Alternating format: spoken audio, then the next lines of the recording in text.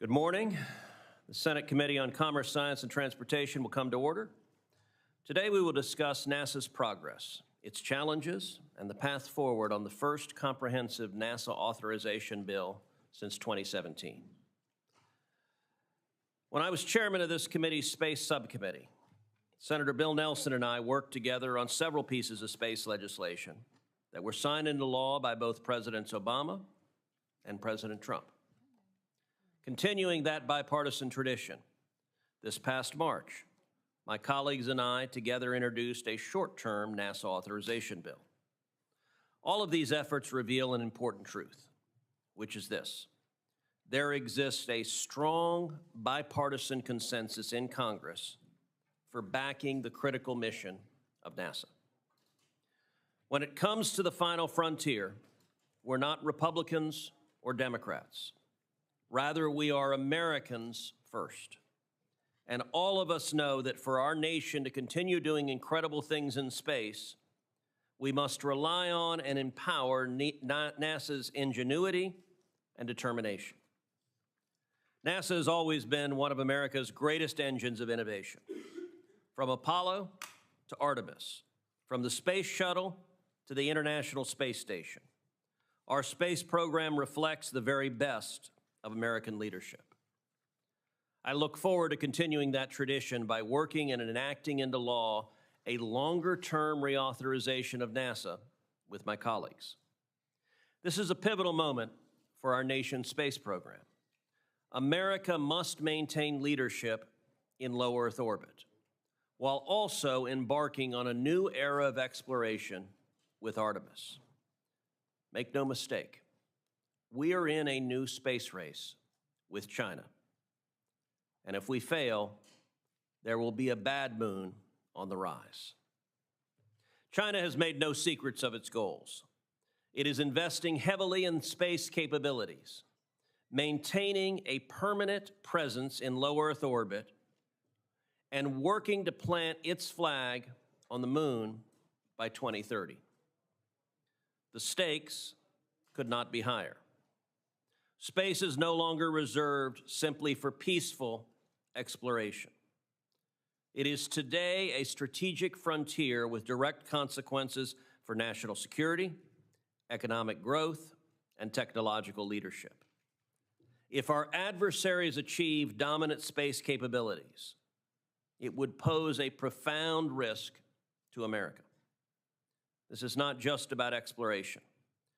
The choices we make today will determine whether the United States leads in space or cedes space to an authoritarian regime. That is why continuity in NASA's programs is not simply good practice. It is a matter of national security. Any drastic changes in NASA's architecture at this stage threaten United States leadership in space. Delays or disruptions only serve our competitors' interests. Congress has spoken clearly on this matter. In the One Big Beautiful Bill, which I was proud to champion, we reaffirmed strong support for NASA's exploration programs. At a time when some have sought to prematurely dismantle the International Space Station, despite China's presence in low Earth orbit, Congress provided ample funding to continue the safe operations of the ISS, as well as to provide an on-ramp for follow-on commercial stations. And Congress also provided the funds necessary to sustain a presence on the moon. Artemis 4 will deliver and assemble the first major elements of the Gateway Station in lunar orbit, and Artemis 5 will expand surface exploration using that platform. These missions rely on the Space Launch System and Orion capsule to reach the moon and to reach the Gateway Station. It would be folly to cut short these missions after much of the hardware has already been purchased and in some cases delivered and with no commercial alternative readily available. I look forward to working hand in hand with the administration to ensure that those funds are utilized in full accordance with congressional intent. We have seen overwhelming support for maintaining these programs from senators, Republicans, and Democrats alike. Congress supports NASA's exploration goals, and we do not want sudden or disruptive changes that undermine America's leadership. NASA is more than just a symbol of national pride. It is a strategic capability that advances our economy, security, and values.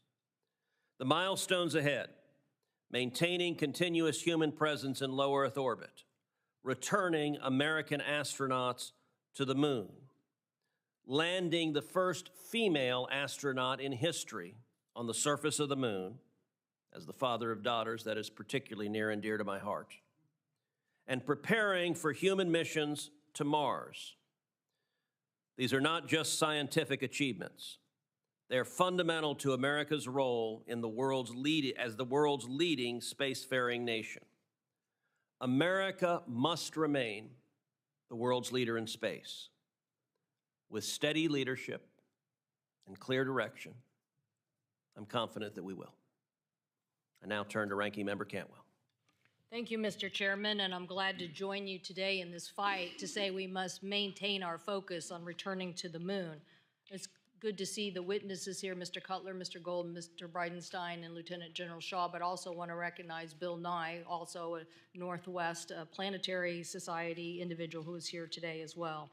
I look forward to all your testimony. Today, we're here in a race with China to return to the moon and stay there.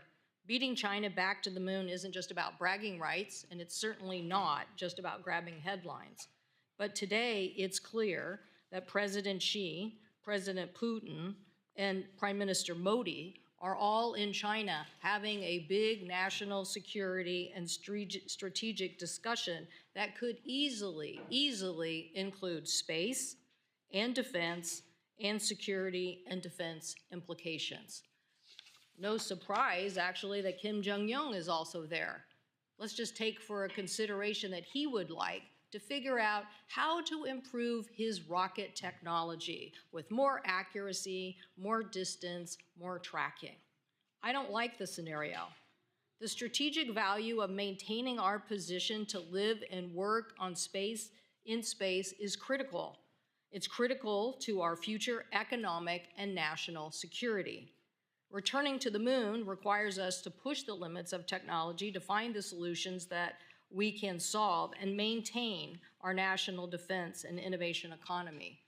All you have to do is look back to the 1960s and look at the development of technologies that created an ecosystem within the United States of America that led to discoveries and innovations that we're still now counting on today. So we must not waver in this important mission of technology and national security defense. I believe each of the witnesses will tell us something about this today and why the consequences of failing to achieve this goal will be monumental. We know we need to go back to the moon, and we know we need to do there before China establishes a permanent presence. I want to hear, importantly, about the expertise these individuals think that we must pull together so that we won't fall short of this goal. It's clear in some of your testimony, you're already articulating the strategic advantage China has of being so uniform on their government structure. We, on the other hand, are trying to work both within the government and within the commercial sector on a partnership that allows all of us to creatively work together and move forward. That is why, Lieutenant General Shaw, I found your statement in your testimony quite compelling. Quote, "I believe if we do not unify and synchronize our efforts, we will find ourselves, rather than the space leaders we are today, instead in a position of increasing disadvantage in space as we progress further into this century," end quote. I don't want to see that reality either. I want us to explore how to get the most out of NASA's commercial partnership and determine if sufficient redundancy in the provisions of commercial space are there to ensure that.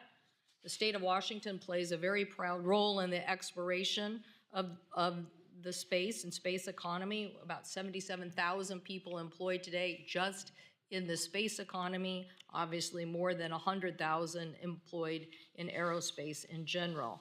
So these are important companies to us: Aerojet Rocketdyne, Boeing, Blue Origin, all working on rocket infrastructure, crew capsules, Gateway lunar landing orbit stations, and human landers. All of these are so important. And also just a shout out to the returning Colonel Ann McLean from Spokane, who just returned from serving as the commander on the IS mission from March through August of this year. So yes, we have a lot of people thinking about space in the Northwest. So I am concerned about the current plan and what we are doing to make sure that we continue to push forward. I would love to see the continued focus on dual landers, given how important they are going to be for the future. It's not just one time, it's many times. This is an operation where we're going to continue to return and be an operational system. So I want to make sure that we have the best. I want to make sure that NASA has backup plans that takes advantage and ensures that the already delayed mission does not slip any further. I don't know that it takes a genius to figure out that while China may be projecting 2030 or some time period, there's nothing to say that they won't go sooner. There are people we talk to and trying to brief the press about this today who are betting that they are going to go sooner and that they are going to beat us. So we don't need another Sputnik moment. It's already happened. The only thing we have to do is make sure we in Congress get the budget right and support the Artemis mission. I appreciate everything the chair has done in putting money towards the Artemis mission, and I appreciate everything that we are doing collectively to assure that the administration spends it.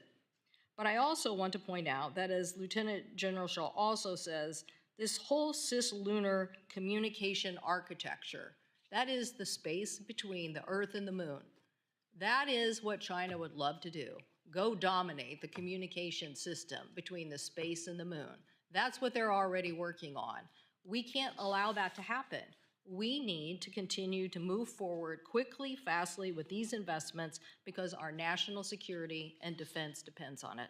I thank you, Mr. Chairman. I look forward to asking the witnesses more detailed questions about this, the President's budget, and why we need to make sure that we are funding this appropriate mission for the future, not just of our innovation, but also for our national security. Thank you. I thank the ranking member. I'd now like to introduce our witnesses for today. Each witness exemplifies essential elements of maintaining U.S. leadership in space.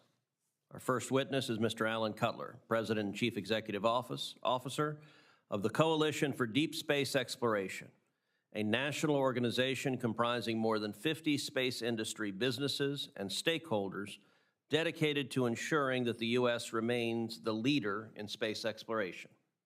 Our second witness is Mr. Michael Gold, President of Civil and International Space for Redwire, where he leads a variety of commercial space activities.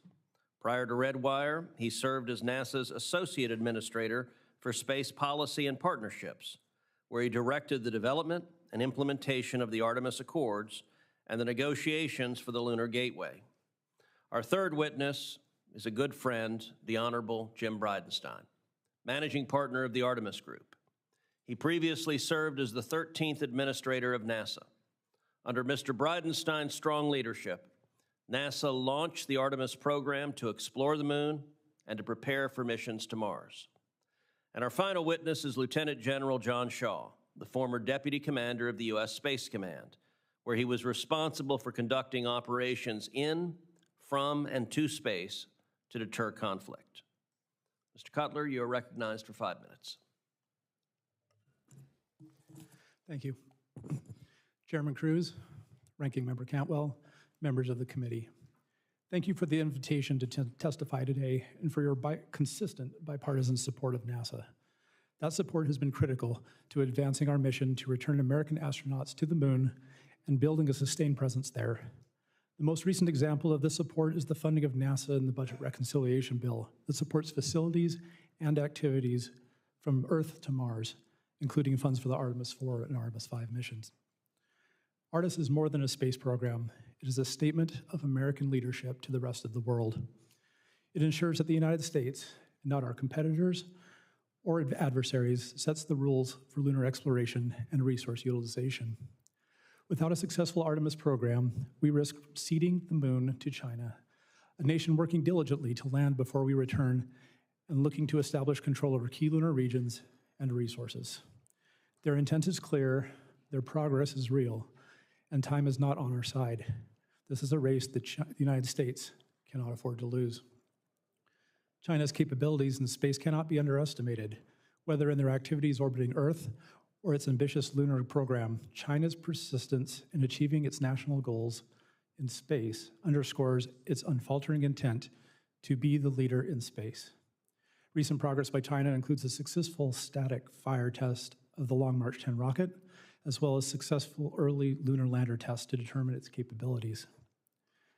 The United States still retains advantages with the Space Launch System, Orion, Gateway development, and exploration ground systems processing, but appears to trail China for the critical final leg in space to the moon's surface, the development of a lander. Let me be very clear.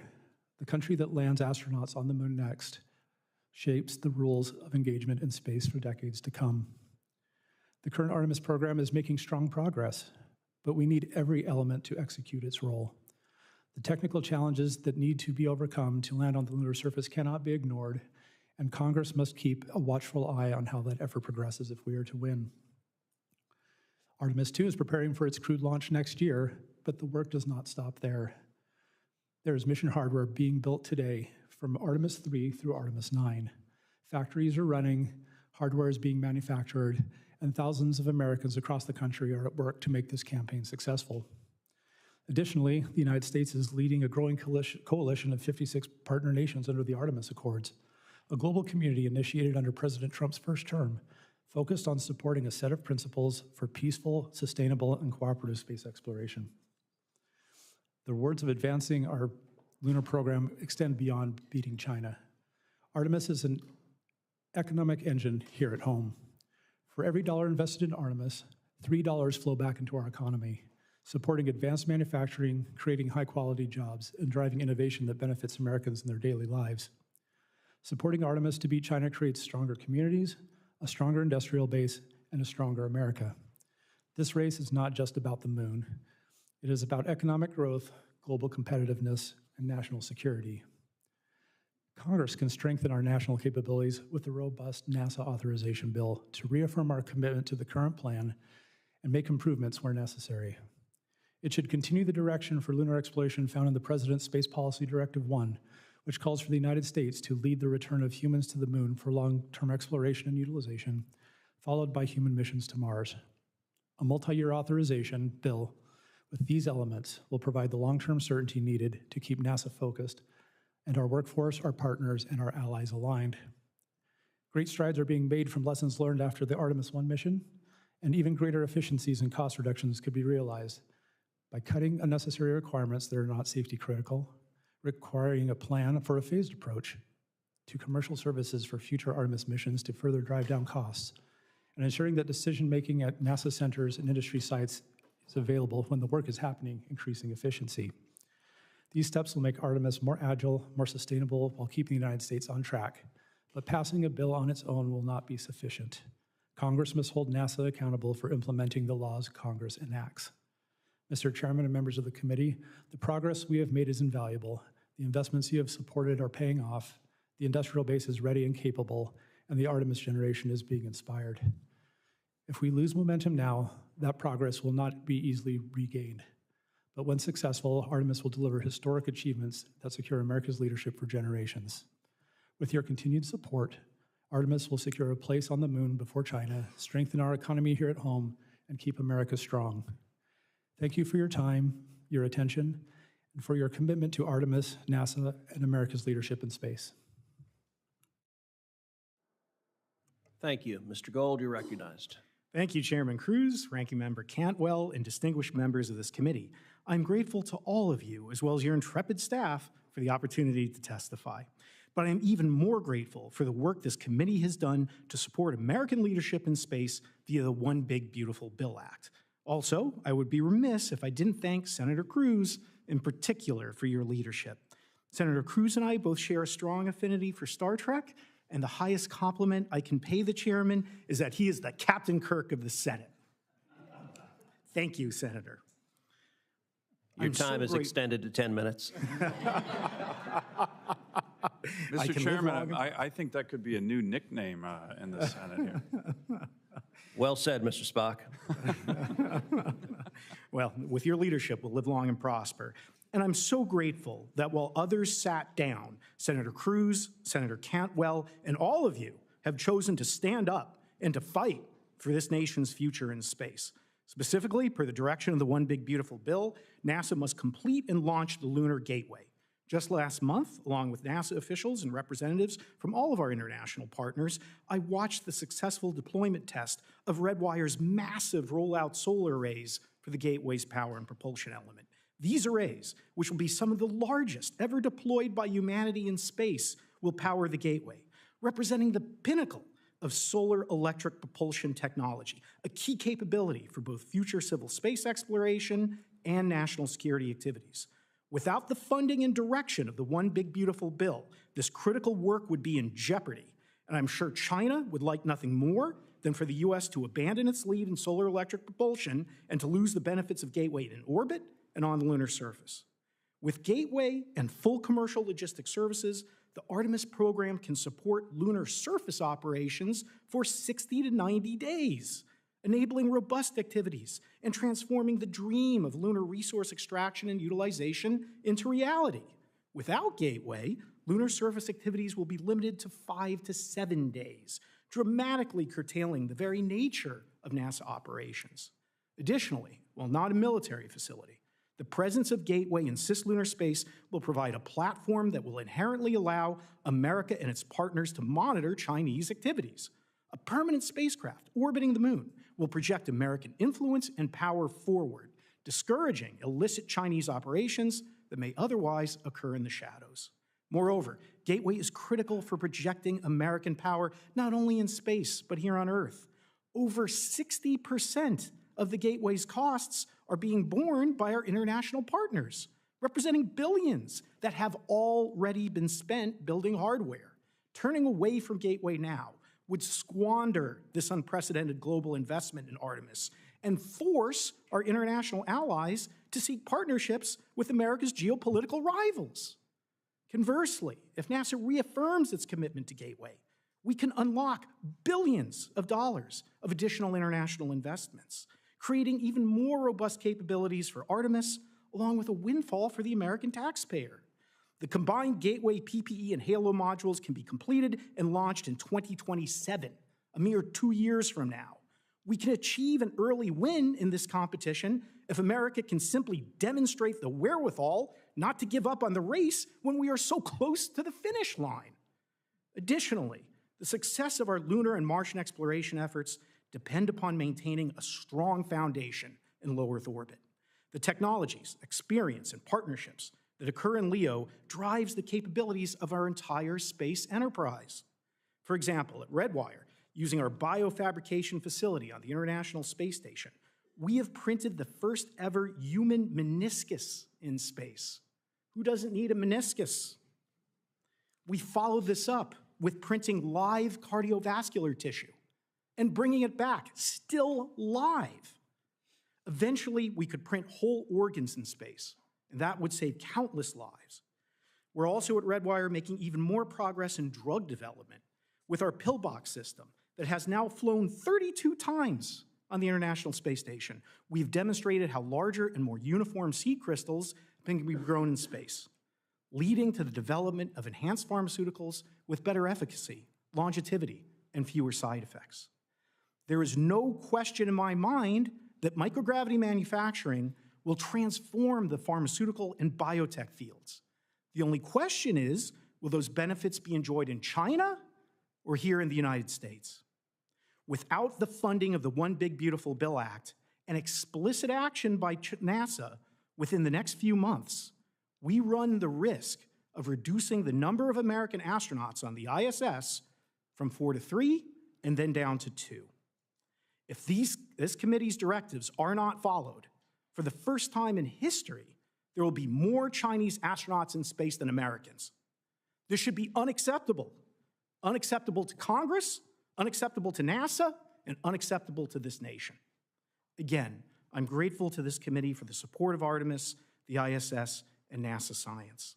Together, we must speak out with one unified voice that we will not cede LEO, our international partnerships, and the moon to the tender mercies of the Chinese Communist Party.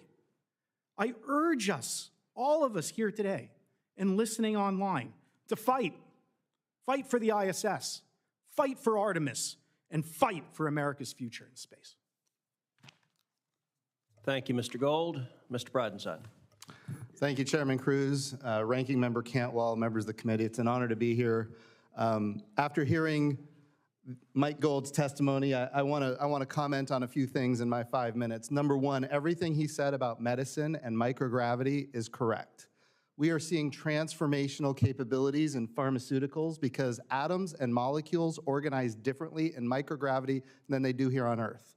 There are drugs that we are demonstrating on the International Space Station that we can create that can do things like, we had a drug, a Merck drug, Keytruda, which is for lung cancer, and we were able to make that drug so that instead of trying to find out if within 2 or 3 months if it's going to be efficacious, you can find out within 2 to 3 weeks whether or not it's going to be efficacious. Instead of administering it with an infusion, which takes time and is painful and is costly, you can do it with a pill. These are and that's just one drug that is improved. We're talking about drugs to treat diseases that have never been treatable before. To piggyback on what Mike Gold just said, we are either going to have that capability in the United States because we have a permanent human presence in space with a fully mission-capable space station, or we're going to cede that to China. It is really that simple. Now, that's just on the pharmaceutical side. Then we also talk about regenerative medicine, where we're actually 3D printing tissue. Mike mentioned the meniscus, where we're growing in 3D tissue like cardiovascular tissue and vein tissue and other things. This type of regenerative medicine is critical to the future economy of the United States of America. And if we want to not have a fully mission-capable system, if we want to not have a permanent human presence in space, then not only does that capability go to China, but all of our international partners go to China as well because they want that capability. This is a big deal. So that's on the low Earth orbit side of things. And Senator Cruz, I know you're getting a lot of accolades today, but it is absolutely true. The One Big Beautiful Bill with the $10 billion additional dollars for NASA human spaceflight was in large part your doing, and I know it was bipartisan. I know the One Big Beautiful Bill might not have been bipartisan, but that element was in fact bipartisan, and I know senators on both sides of the aisle are grateful for your leadership on that. So very important. I would also say the purpose of this hearing is, are we going to be able to get to the moon first? I mean, that's the title of the hearing. And I will tell you, and I know there's going to be questions, and I'll go into more depth later, but look at the architecture that we have developed to land American astronauts on the moon. Look at the architecture. It is extraordinarily complex. In some cases, it hinges on me saying here today that it is highly unlikely that we will land on the moon before China. And I'm going to explain it in the next 2 minutes. So, number one, we have the SLS rocket, which is the most powerful rocket ever built. And Senator Cruz mentioned, yes, it has had its problems in the past. It has been expensive. It had overruns, all those things. But it's behind us. It's done. We need to use it. We have the Orion crew capsule, which, quite frankly, is a shiny object in this whole thing. The Orion crew capsule is not only usable today, but ultimately the cost is going down because more and more of it is reusable every time we use the Orion crew capsule.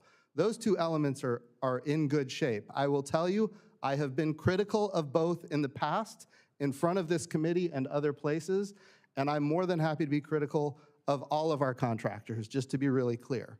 But I will say what we don't have today. Here's what we don't have today. We don't have a landing system for the moon. And there was a moment in time when we had no NASA administrator. It was after I was gone and before Senator Nelson became the NASA administrator, an architecture was selected.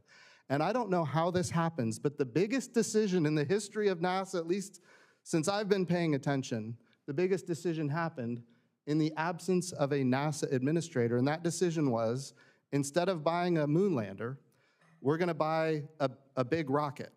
And I want to be clear, we need this rocket to be successful. It's important for the country and it's transformational.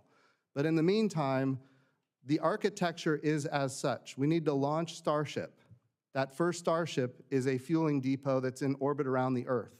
Then we need to launch, nobody really knows, but it could be up to dozens of additional Starships to refuel the first Starship. So imagine launching Starship over and over and over and over and over and over and over and over, dozens of times, no delays, no explosions, to refuel the first Starship.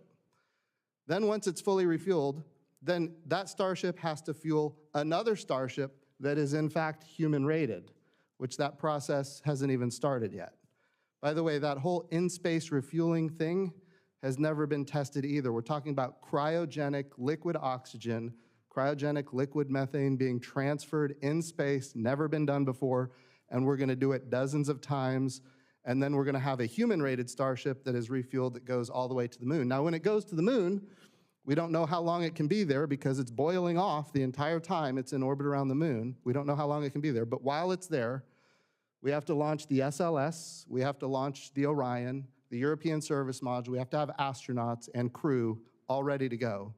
And they have to orbit the moon themselves in that window when Starship is around the moon, and then they have to dock around the moon. They have to transfer from the Orion into the Starship. It has to go down and land. When it's on the surface of the moon, Starship is gone, or Orion is gone for the next 7 days until it comes back around in near rectilinear halo orbit. So our astronauts are right now planning to be on the surface of the moon for a period of 7 days without any way home. This is an architecture that no NASA administrator that I'm aware of would have selected had they had the choice. But it was a decision that was made in the absence of a NASA administrator in the last administration.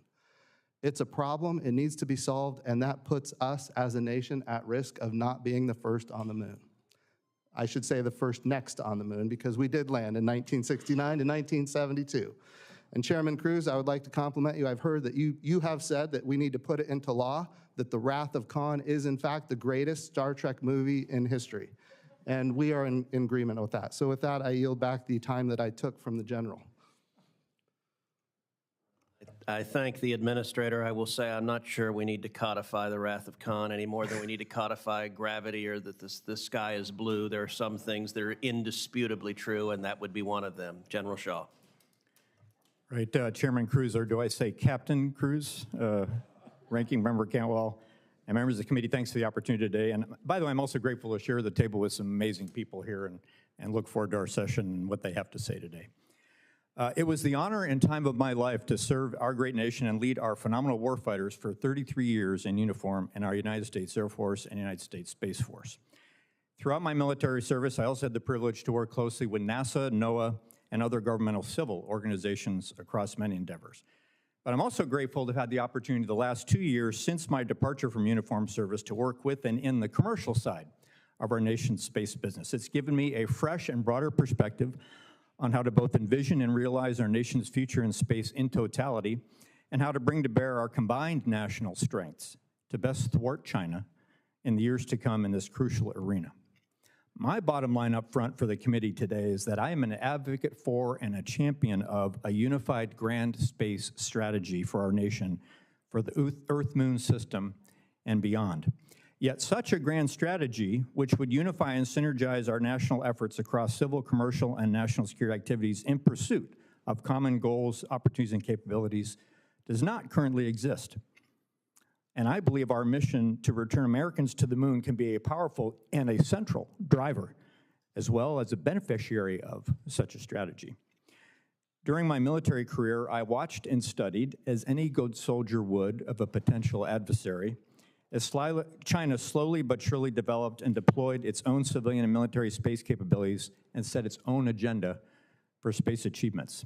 It is clear to me that the Chinese Communist Party is already employing its own integrated grand strategy for the Earth-Moon system, with only superficial distinction between civil, commercial, and national security activities, and all focused on a common purpose.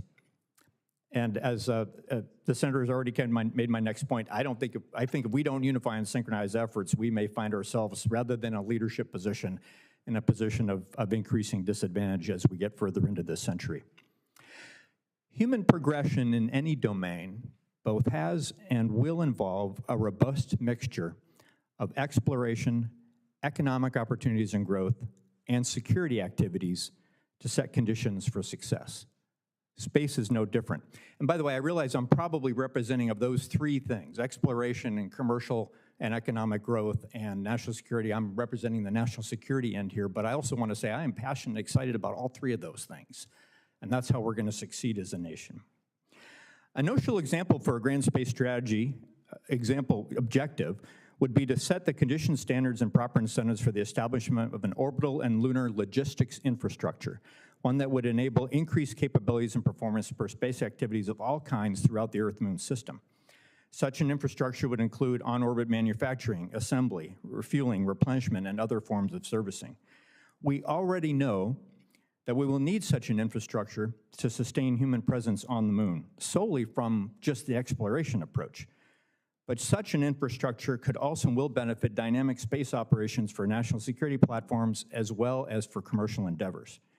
Yet our national approach to space logistics to date has appeared disjointed and inconsistent to those in the commercial community, and I hope my panelists maybe address this and see their perspective, is seen as inconsistent to those who might want to invest in those capabilities. The Chinese are already matching and perhaps even outpacing us in this logistics pursuit. Here's a recent example. Just in the last few weeks, this summer, as observed by open sources and reported in media, we have seen China perform a docking and apparent refueling operation between its SJ-21 and SJ-25 platforms in geosynchronous orbit.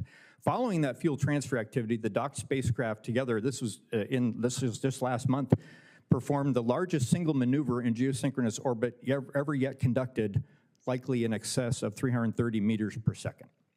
That's a lot, actually. Well, at least by today's standards. Someday that will be a pittance, but today that's a lot. Other examples of area where I believe we can move faster and more effectively under a unified strategy include cislunar space domain awareness and a cislunar communications architecture, both, again, necessary for sustained human presence on the moon. I'm also supportive of swiftly developing nuclear fusion power solutions in space, which are compelling to sustain operations on the lunar surface, but could also better enable national security activities, such as in the form of nuclear propulsion, and could unlock new commercial opportunities and benefits as well. I will point out that China is developing or has already fielded capabilities in each of these example areas: cislunar domain awareness, cislunar communications, and space nuclear power. The challenges are great, the matter is urgent, but I'm optimistic we can indeed, via a unified grand strategy for space, thwart China's ambitions and continue the United States' leadership in this ultimate high ground. In the words of a different Star Trek captain, let's engage and make it so. I look forward to your questions. Thank you to each of you. Mr. Bridenstine, let's start with China, a topic you addressed at some considerable length. China is on an aggressive timeline to put astronauts on the lunar surface by 2030, and they appear on track to do so. They're also currently operating a space station right now in low Earth orbit. Mr. Bridenstine, China is racing to control the moon and low Earth orbit, and they're not shy about using space to expand their power on Earth. If America doesn't beat them, if we cede the lunar surface or continuous presence in orbit to Beijing, what does that mean for our national security, our economy, and America's leadership? Very important question. So here's how I view things, and I think the general will appreciate this from my time as a lieutenant in the Navy. We did joint professional military education, and we learned this thing called the DIME theory of national power. And in each of those elements, you have, it's an acronym, DIME: diplomatic, information, military, economic power. When I was at the helm of NASA, my goal was to always think about what we're doing in those elements. How does this advance diplomatic power? How does it advance information power, military power, and economic power? On the diplomatic side, you mentioned the International Space Station and the next generation commercial space stations. On the diplomatic side, we have like 15 different countries that are operating the International Space Station today. We've had astronauts from, I think, 21 different countries at this point. We've had agreements with actively, I think we've got over 600 or 700 agreements now internationally as it relates to missions. NASA is a key element of diplomatic power for this country. I will tell you, I don't think it's often used correctly. I mean, we could put it on the table for a whole host of, kind of carrot and stick kind of activities to benefit the United States of America and an America First policy. That's the way I thought about it when I was the NASA administrator. On the information power side of things, one of my big things that I had, one of my first eye-opening experiences at NASA, when we landed InSight on Mars. This was a lander that was going to land on Mars and help us understand Mars quakes. Like, how is it organized inside? Well, when we landed InSight on Mars, it was on the cover of every newspaper worldwide. That's amazing information power, including one newspaper was the hardline newspaper of the Islamic Revolutionary Guard Corps in Iran. Now, I'm not saying we want to win their press, but at the end of the day, it was a story about how we landed on Mars. But their Sunday comics are excellent. But it was a story about how we landed on Mars, and it was a story about how we did it, when we did it, what we were doing, and it had a list at the end. The last was all of our international partners that participated with us in that. This is a newspaper in Iran where they don't get good information about the United States of America, but when we land on Mars, it changes things. It changes the perception of young people towards this country that we love. And I think that's an important power, information power. Of course, everybody likes to talk, Apollo 11 when we landed on the moon and the whole world watched. I mean, that's information power that we reference even today. If we can land on the moon, why can't we do these things? That kind of thing. On the military side, NASA is not strong. We don't play military. We don't report to the Secretary of Defense. But a lot of our technologies and capabilities, in fact, have dual use capability. One thing that concerns me greatly right now is the devastating consequences happening to the Jet Propulsion Laboratory out in California, JPL. They're the ones that build all the Mars landers. They're the ones that have landed on Mars 9 times in history. But a lot of that technology, make no mistake, has military application, and we're at risk of losing a lot of that. So I think that's important to note as well. Finally, that's the military side of things, but it's really not where NASA plays. NASA plays in exploration, science, discovery. The E, and this goes back to the opening statements, the E is economic power. When it comes to pharmaceuticals, regenerative medicines, advanced materials, article came out, China is using their space station to create new advanced materials for hypersonics, materials that my understanding is we don't have right now, although maybe somebody knows something I don't know. At the end of the day, we have to use microgravity, where we know atoms and molecules organize differently. We have to use it to our advantage, and advanced materials, China is doing that. And we're not doing it the way we should, and we're at risk of losing it. So all of those elements, I think, are important. When we think about the great power competition with China, we need to think about NASA being used for diplomatic power, information power, military power, and economic power. Thank you. Gateway will be America's eye in the sky in cislunar space, extending our lunar surface program by enabling longer missions, heavy equipment delivery, and protection of U.S. assets, while paving the way for advanced infrastructure like Interim Administrator Duffy's goal of a lunar nuclear reactor by 2030. Meanwhile, China has made it clear that it intends to build its own cislunar station as a platform to dominate the moon and to pursue critical resources such as helium-3. Mr. Gold, in your judgment, why is it critical that the United States lead with Gateway and cislunar before China builds its own cislunar station and uses it to control the moon?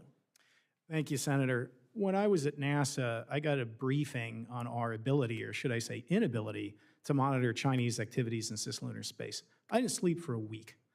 You hear democracy dies in darkness. Our freedom could die in the depths of space if we are not able to monitor and understand what's happening with space situational awareness around the moon. And relative to nuclear on the moon, you mentioned helium-3, it's not just about the moon, it's about Earth. The countries and companies that control the moon will control the Earth. It's just a matter of time. Rare earth elements, helium-3. We need to be able to extract these resources. We need to be able to learn to live off the land. I'm a native of the great state of Montana, did a lot of camping and fishing back in the day. I can't imagine going on those camping trips if I had to bring all of my air, all of my water, all of my food, all of my oxygen. You can't have a sustainable, robust presence or support economic activities if you can't live off the land. And we can't do that without nuclear. And I cannot praise Secretary Duffy enough for acknowledging that this isn't about just going back to the moon. This is about going back to the moon, harnessing its resources for the Earth, and establishing infrastructure and a permanent presence. The Secretary gets that, and I applaud him for moving forward with nuclear. And by the way, breaking news, our friend Amit is now the Associate Administrator of NASA. And again, I very much appreciate Secretary Duffy's decisive action, his decisive leadership in elevating the head of the Moon Mars program to Associate Administrator, the highest civil servant post at NASA. That sends an important message, not just to NASA, but to our international partners and even to China, that we're back. We are reigniting the torch of Artemis, and we're going to go forward to the moon. I can tell you the NASA civil servants needed to hear that. And again, I'm very grateful to Secretary Duffy for making that point. At Redwire, we're developing a system called Mason that's going to use microwaves to sinter regolith, to create landing pads, berms, roads. We need to be able to build that infrastructure. But more than anything, we need to be able to rebuild our credibility here on Earth. When I was negotiating the gateway agreements with the European Space Agency, and thank you for that privilege, Jim, they learned one thing about popular culture, maybe from the comics and the Tehran Times there, Lucy and the football. They told me, Lucy and the football, why should we sign up with you? Trump administration will be gone in a year and a half. We would look foolish for making that investment. And I told them, you know what, you're right. Don't listen to me. They're justifiably skeptical. NASA has failed to sustain a beyond LEO human spaceflight program since Apollo. Failure hasn't just been an option, it's been a certainty. So how did I convince the Europeans? Senator Cantwell, I had your help. And I told them, don't listen to me. Listen to Senator Cantwell. Listen to Senator Nelson. Listen to the bipartisan coalition that Jim Bridenstine created. Because if we lose, then they will carry forward. And if we cannot show that we can be a good partner, that we can be a reliable partner, all the benefits that we talked about, diplomatically, economically, will go to others. We're talking a lot about Star Trek. The reason I love Star Trek, not just the adventure, not just the stories, but because it said we're not going to have just better technology, but a better future in space. We launch not just our astronauts and hardware, we launch our values. And if we can't move forward with Gateway, if we can't move forward with Artemis, we will lose that future to the Chinese. Well, thank you both for your testimony. I will say I was disappointed with both of you that you guys left Matt Damon on the surface of Mars. But other than that, you both did an excellent job. Ranking Member Cantwell. Thank you, Mr. Chairman, and thank you all for illuminating this issue of why we need a grand strategy. I think it's a good terminology that equates to the notion that the time is here to think bigger about the implementation of all the things. It reminds me, sitting here, how a colleague once said to me, you know, your state should be called Jefferson. I said, my state should be called Jefferson? He said, yes. It was President Jefferson who basically made the big decision to send Lewis and Clark at a critical moment in our country's history to go all the way across the United States to try to find if there was a faster path and lay claim to the Pacific Northwest, because other people were already there, obviously by ship. And the President, Jefferson, saw the importance of America's expansion all the way to the Pacific coast. So anyway, we're still proud we're called Washington, but it brings up this point about the predicate of getting there first. And I don't know if this is you, Mr. Gold, or Lieutenant General Shaw, but there are areas, particularly the south pole of the moon, that are critically and strategically important. And getting there in a timely fashion to claim those resources or claim that space seems to be just as critical as Jefferson's decision to get us all the way out to the Pacific. I don't know if one of you want to comment on that. Senator, I would say even more critical than Jefferson's decision, because this doesn't affect the country, this affects the whole world. And you're exactly right. The moon is a large place, but the number of locations that have the combination of water ice, sunlight, and other aspects that we need are actually relatively limited. And we could lose those to the Chinese if we don't move quickly. Additionally, the countries that get there first will write the rules of the road for what we can do on the moon, how we act. We've had tremendous success with the Artemis Accords. 56 countries have signed. The Chinese only have 13 for their International Lunar Space Research Station program. But if we're not first, trust me, those numbers will change. And the fear, China will eventually outspend us in space. It's inevitable. We must out-entrepreneur them. And that's why I'm so grateful for one of your constituents, Blue Origin, for example. And for some reason, this doesn't get, I think, enough play. They have spent billions of their own money to support the HLS system. They're going to launch a Mark I spacecraft to the moon, paid for all on their own dime. So I'm assuming everybody's for the redundancy of the lunar system, the lander system. Yes, yes. Absolutely. Okay. And we're grateful for your leadership to make that happen. Which we desperately need, because you have to have two. You need that for efficiency, you need that for competition, you need that for safety. But again, if we don't get out there and get there first, we'll lose real estate, we'll lose the rules of the road, and we'll lose the international partnerships and the economic benefits. And helium-3, that could be a new clean power revolution that we're going to let the Chinese Communist Party have. Let's step up. We do have some companies already working on this in the Northwest, so Absolutely. we're very proud of that. So Lieutenant General Shaw, so this notion, I get up this morning and see all the headlines from China, and everybody's there together, including Prime Minister Modi and Kim Jong-un, although we don't have all the photos of this. And you can see that somebody could really start focusing on new alliances. What is it about the grand strategy that is so critical for us to implement from a military perspective? How can you describe it in the context of losing this first mover advantage that would be so critical to the alliances and partnerships that would help us? Senator, I think, as some of the other panelists have said, this Earth-Moon system, these opportunities on the moon, are not just for exploration alone. In any more that the Lewis and Clark expeditions were just to, oh, I wonder what's out there. No, they were about to understand the environment, to scope it for economic growth, and of course there were security issues along the way. I'd point out that Clark was a lieutenant in the U.S. Army and representing, but they're to provide security and understanding of what our borders and frontiers were.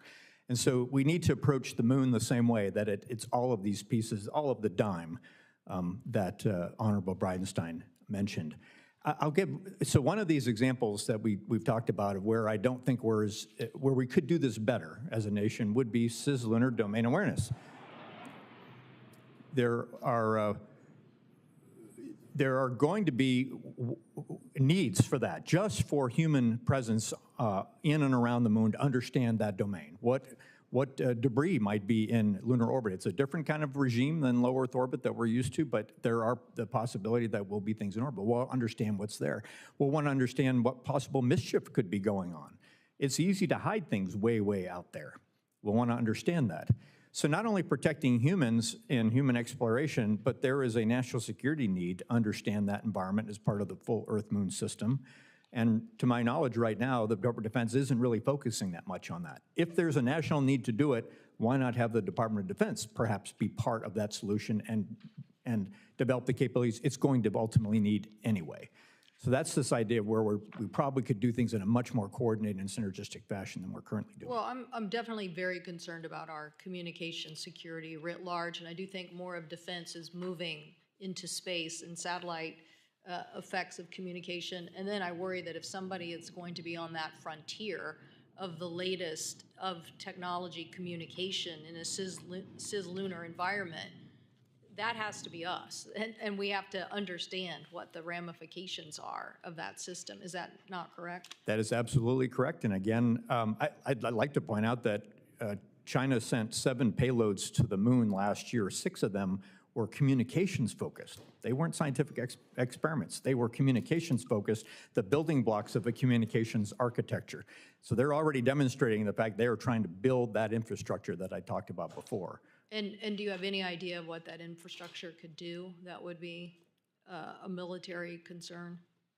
The term dual use has already been brought up by the panel.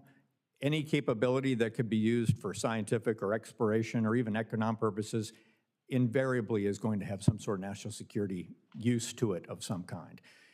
As an example, in this particular case, if there are Chinese national security payloads operating in the broader Earth-Moon system, they could leverage that communication architecture network to have continuous communications with those platforms rather than relying on strictly terrestrial relays. Oh, well, big advantage there. Thank you, Mr. Chairman. Senator Cantwell, thank you. Senator Fisher. Thank you, Mr. Chairman.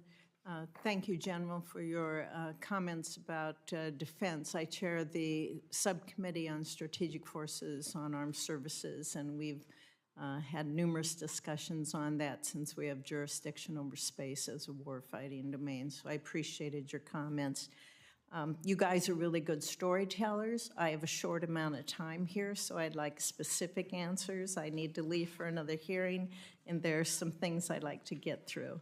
So, Mr. Gold, I'm not picking on you first, but Mr. Gold, should China be the first to establish a permanent presence on the moon, there would be serious consequences for Americans. You've spoken to that in the past, as had the administrator. I want to hear some specific examples from you on how the lives of Americans would be impacted should China establish control of the moon's resources, so Americans can reach out and touch what would really happen to their lives. The potential wealth of the moon is extraordinary and candidly even unknown at You're this telling me a story. Well, let me put it this way. China lands on the moon. The next day, we see tremendous benefits to China geopolitically, where our allies turn to them not only for space exploration, but for national security agreements, for trade agreements. The meeting that's occurring now between China, India, and Russia that you're seeing today, if China lands on the moon first, that will deepen and strengthen those economic ties. China is very good at leveraging space to drive the dime assets that Jim Bridenstine and the General are talking about. If they get there first, we will see a global realignment that will impact our economy, our tax base, our ability to innovate, and our national security in terms of diplomacy and geopolitics that will affect security and many other aspects of our daily lives. Thank you very much. Administrator, while at NASA, you helped lead the Artemis Accords and establish that framework for the principles to guide civil space exploration. China has their own framework, the internal lunar research station that's there. Can you, first of all, speak to the importance of the Accords and then speak to the risk that that we would see with those principles if they start to erode, the risk we have there for future deep space exploration, since China then would establish that permanent presence on the moon? Excellent question. A couple of things that I think are important to note. You know, when we established the Artemis Accords, it was because, and this is important, so important. We went to an event where there was a lot of international players in the space domain, and we said, hey, we're thinking about creating a moon program. In fact, we are going to create a moon program. If you'd like to participate, come to a meeting. We had like 26 countries show up, and they were so enthusiastic about being part of the moon program. It was overwhelming. And so when that was over, I came back and I called Mike Gold and I said, look, we need to figure out a way to use this as a compelling way to get people to behave properly in space, because in many ways they don't. and so I actually got Mike Gold to come to NASA to run this effort called what he termed the Artemis Accords. And at the end of the day, what we have to have is rules. So if we're going to go extract resources from the moon, there have to be rules around that. And those rules, I think, are established in law and precedent when you think about international waters. You know, just because you extract tuna from the ocean doesn't mean you own the ocean, but you get to own the tuna. And if you extract energy from the ocean, you don't own the ocean, but you own the energy. Those same principles should apply to the moon. If you extract platinum group metals, or what we call rare earth metals, or in this case, rare lunar metals, if you extract that from the moon and you apply your sweat and your equity and your effort to get those resources, you don't own the moon. The Outer Space Treaty says you can't appropriate the moon for national sovereignty. However, you can own the resources that you extract from the moon, and I think that's an important principle that we as Americans need to be leading the world on, and that's what the Artemis Accords were all about. And that's why I got Mike Gold to come lead that effort. Great, thank you. Also, Administrator, when we look at trying to remain competitive with China in deep space, there's going to be an increased demand for commercial launches. Do you assess that demand will outstrip existing launch capacity? And if so, what can be done in order to expand that capacity that we currently have? Oh my gosh, that's an important question and very challenging. The answer is yes, we're already over capacity. Our launch facilities are basically stretching and twisting and doing everything they can to put more launch capability into the same amount of space. A couple of things I think it's important to note. I want to be clear, the architecture for the Artemis program is strained, to say the least. I would also say that we need, in many cases, we need Starship to be successful for a whole host of capabilities. It's also true that if they do what they're setting out to do, there's going to be over 100 launches from Cape Canaveral and Kennedy Space Center per year from Starship. And in each one of those launches, that also means there's going to be testing, there's going to be landing, there's going to be a lot of different things happening. Each time that's going to end up shutting down those facilities. And it puts us in a position where we could end up with basically one launch provider if we don't figure out how to solve this problem. I do believe that over time, there's going to be other opportunities to launch from different locations. We're not there right now. When I'm talking about inland launch, from Oklahoma, we have a spaceport. Right now, we'd have to drop something on Kansas, and I know Senator Moran doesn't want us dropping anything on Kansas. So we don't want to do that. But I do think it's important that we try to find alternative solutions for launch, initially on the coasts, but eventually we're going to have to come to inland launch at some point. When you look at overall launch capacity and the impact that these heavy launch vehicles have on the existing infrastructure, I think, yes, we do have to be able to look beyond where we are now. And Space Force determines the launch pad allocations. So we have a tie-in there between these committees, each within their own jurisdiction, specific jurisdiction over different parts of what we're discussing here today. Thank you. Thank you. Senator Kim. Thank you all for coming on out here. Mr. Bridenstine, I'd love to just start with you. There's been a lot of conversation about the different national security implications, and I agree with that. As someone who worked in national security my whole career, it's important that we keep our foot on the gas. As I'm trying to explain to the people in my state of New Jersey what the benefit we get out of the space program, especially from a commercial aspect in terms of just implications to people's daily lives, our economy, how do we go about doing it? What's the best argument that you've come across? You raised some of the potential exploration benefits of microgravity, of biotech. I'd love for you to expound on this and really try to help us hit home to the American people the importance of this. Yes, sir. I would summarize it. There's a lot of ways to talk about it, but I would say the way we communicate. A lot of us use internet broadband from space. People here are familiar with DirecTV, Dish Network as well. The way we communicate now is highly dependent on space. Even our terrestrial wireless networks, our cell phones, are dependent on a timing signal that comes from GPS.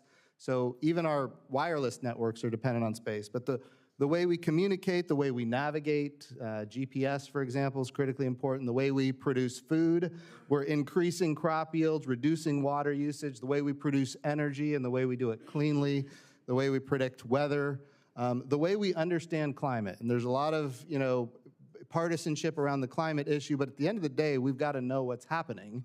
And there's ways that we can use our space assets to understand how the climate is affected by what we do here on Earth. One thing I saw NASA do that I wasn't fully aware of was just how much the applications are for agriculture, for instance, especially when it comes to what you were just saying about climate and understanding, crops, storm systems, et cetera. Well, I wanted to just bring in something else. I just took, I did a CODEL trip out to South Korea and Japan. And it really just got me thinking as I'm listening to you and this panel, thinking about just our space cooperation, just the role that it plays with other countries. And, Minister, I'd like to start with you by opening it up, just what you see in terms of, South Korea and Japan, places where we can build upon, especially when it comes to accelerating Artemis, building a counterweight to China's space partnership with Russia. And look, there's no doubt we saw those images with Modi standing next to a lot of these leaders. How can NASA work with India to build on the NISAR partnership to advance shared space science and exploration goals? I'm just trying to think about how it is that we can try to anchor that relationship as well. Well, yeah, wonderful question. I think when it comes to South Korea and Japan, Japan specifically has been a long partner with the United States on space exploration. From the International Space Station, they have modules on the International Space Station, they've got experiments on the International Space Station, they have rockets that resupply the International Space Station. They are among our best partners on the International Space Station. And of course, they're one of the early adopters of the Artemis Accords. In fact, I think, Mike, weren't they the first 8? We were the first to sign. The first. And the reason the English is so good in the Accords is because of the corrections the Japanese made. They speak English better than we do. There you go. So I don't know. I don't know if I feel super great about that. What it says about us, but. But I think all of those are important international partnerships. And then, of course, on the South Korean side, they also signed on to the Artemis Accords. And they want to do more and more in space. And they have the capability to do that. And since they signed the Artemis Accords, we want to bring them into that fold and have them participate fully in the missions. Yeah. And go ahead. I'm sorry. And Senator, in regard to the Artemis Accords, what's really wonderful to see is it's created an ecosystem, a family of nations. When we were back at NASA during the launch of the aptly named HOPE mission by United Arab Emirates, that was a spacecraft built by UAE that was powered by a partnership that began between UAE and Korea, where UAE didn't have the technical capability. They went to Korea, they helped them build these spacecrafts, then they brought it domestic, and then it was launched on a Japanese spacecraft with American assistance from Colorado. During this launch, we heard overlapping Japanese, Arabic, English, and even Korean back during some of the technical conversations. That's the future that we want. And when it comes to national security, that's the coalition that will keep us safe in China if we can continue with the Artemis program. Yeah. Well, look, I'm almost out of time here, so I'll just say, I worked in diplomacy before, did a lot in terms of different bilateral, multilateral relationships. I've never seen another issue that can really solidify some of these relationships and stay out of the day-to-day politics, stay out of some of the geostrategic conversations, and really just be able to have that kind of pure expert science to science kind of partnerships. I think there's a lot here to build off from. I'm excited about some of the energy I see on this committee. So thank you for your testimonies today, and I'll yield back. Thank you, Senator Kim. On behalf of Senator Cantwell, she has an article from Air and Space Forces magazine dated March the 28th she'd like to have admitted to our record. Is there any objection? Without objection, so ordered. Gentlemen, thank you very much for your presence here today. All of you have served our country. Mr. Gold and Mr. Bridenstine, Lieutenant General. Mr. Cutler, you served the United States Senate as part of our staff in Commerce, Justice, Science, and I thank you all for the knowledge that you bring forward to us today. I want to start first with the appropriations process, and Mr. Gold, maybe Mr. Bridenstine or others would care to comment. I'm worried that, once again, we'll end up in a continuing resolution. I'm worried that Commerce, Justice, Science is stalled, and I would welcome your efforts in the work that you now do to make certain that's not the case by encouraging support from all of my colleagues. But I'd like to have you tell me what you see occurring, good and or bad, from the passage of the Commerce, Justice, Science bill, particularly as it relates to the funding of NASA. Mr. Bridenstine. So first of all, I think it's important that to the extent that we have a CR, it's better than a shutdown. And I think we all understand that, but CR is also, it's stunning to me that people are now advocating for CRs. I want to be clear, we need to be advocating for appropriations because ultimately technology is changing, capabilities are changing, and we need to be able to change programs commensurate with the times and not just fund things the way they used to be, because then we buy obsolete things and we don't buy the right things. So 100% we need to do appropriations. I do worry that, that when we think about how we get the NASA funded, the reconciliation bill went a long way to supporting human spaceflight, but there's a lot of other parts of NASA that are critically important. And I would say the Science Mission Directorate largely is not partisan, it's not political, there's a lot of bipartisan consensus around it. We're talking, the gentleman behind me, Bill Nye, he does not like my politics. You're probably aware of this. But I will also tell you that he and I agree strongly that we need planetary defense. We need the ability to look out in space and see large objects that could really hit Earth and do it damage. And not only that, but we need to be able to intercept those if necessary. And that's what our space program is capable of doing. It's an element of the Science Mission Directorate inside NASA, and it needs to be funded. But all this capability largely comes from our ability to do planetary science. When we go to Mars, and we land on Mars, and we go to every planet in the solar system, these are unique capabilities that only this nation can and has done. Every planet in the solar system. And beyond that, we've got missions to the sun for heliophysics, and we've got astrophysics. I got beat up in this committee, Senator, a lot over the James Webb Space Telescope, probably because of this guy down here on the end, Mr. Cutler. But I will also tell you, that now that it's in space, everybody knows that it sets America apart from the rest of the world by 50 years when it comes to physics. Like, that's the impact, 50 years when it comes to physics. People say, well, why do we need to look at the stars anyway?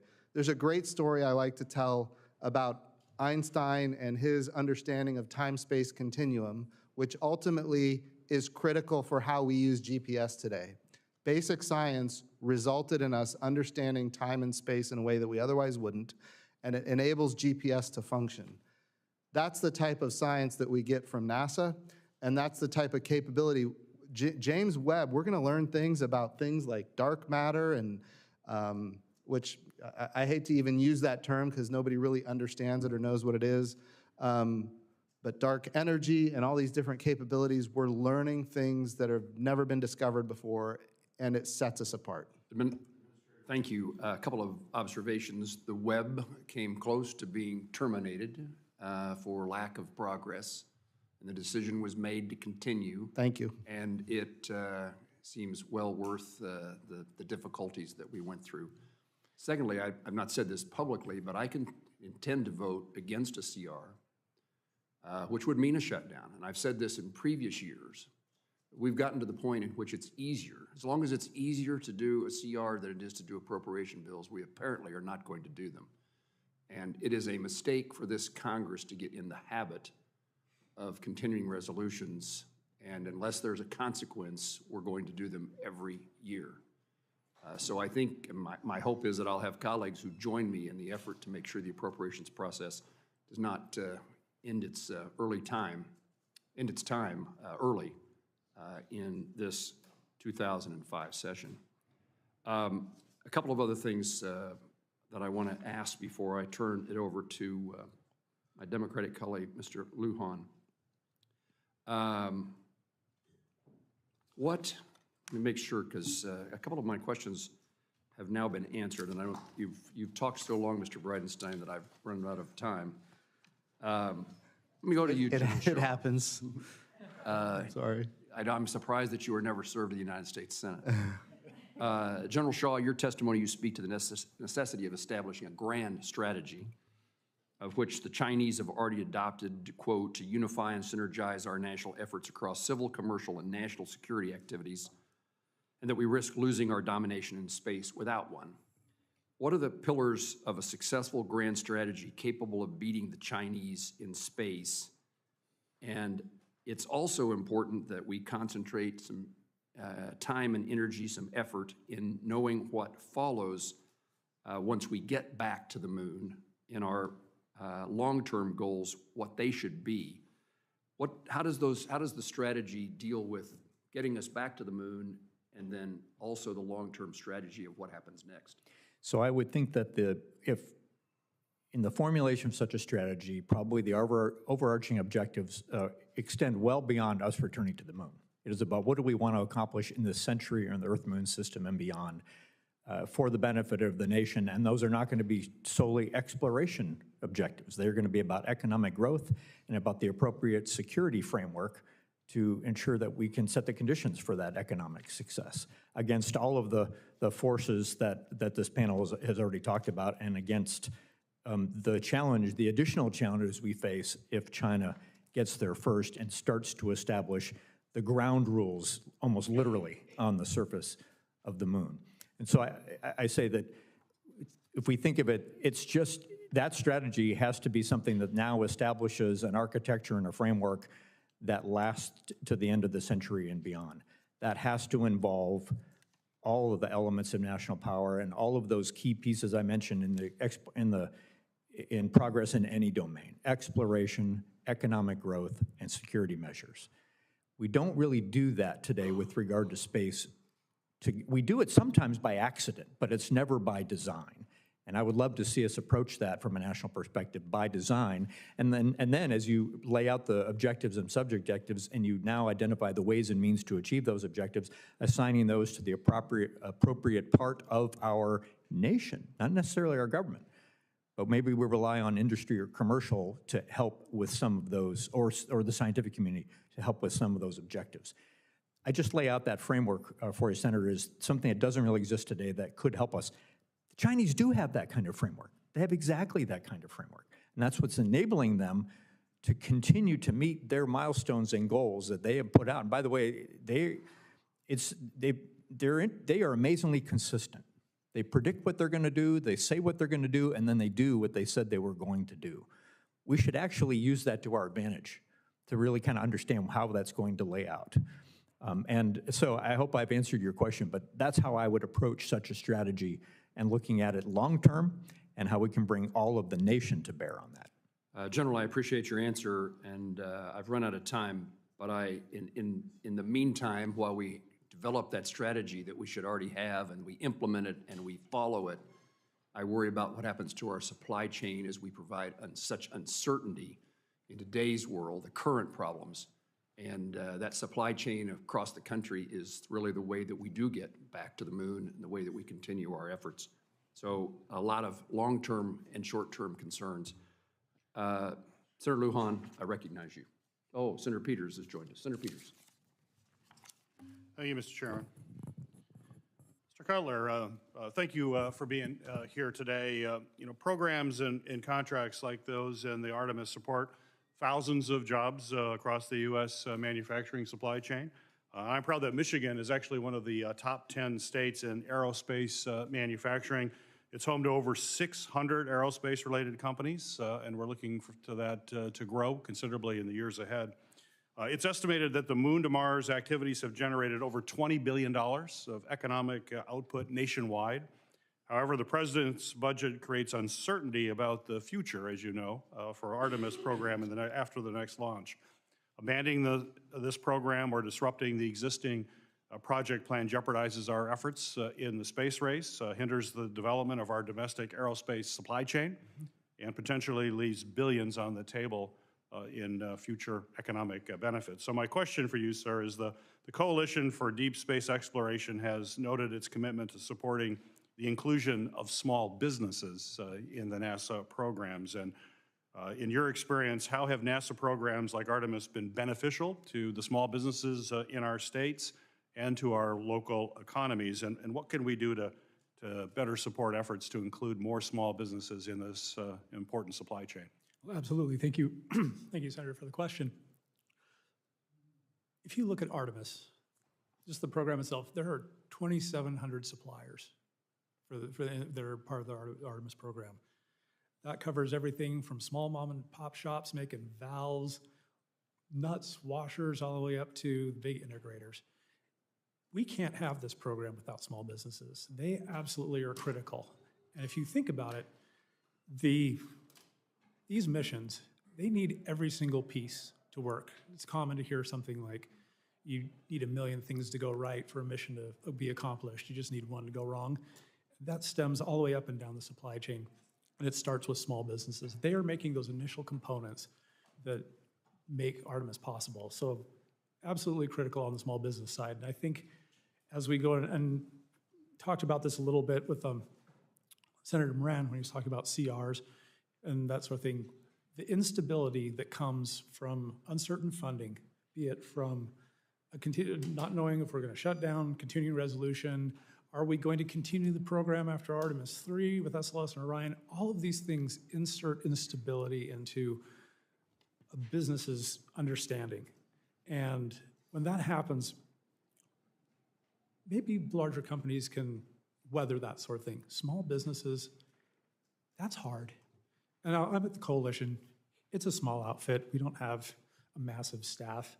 And essentially, I run a small business. I understand what these small guys do.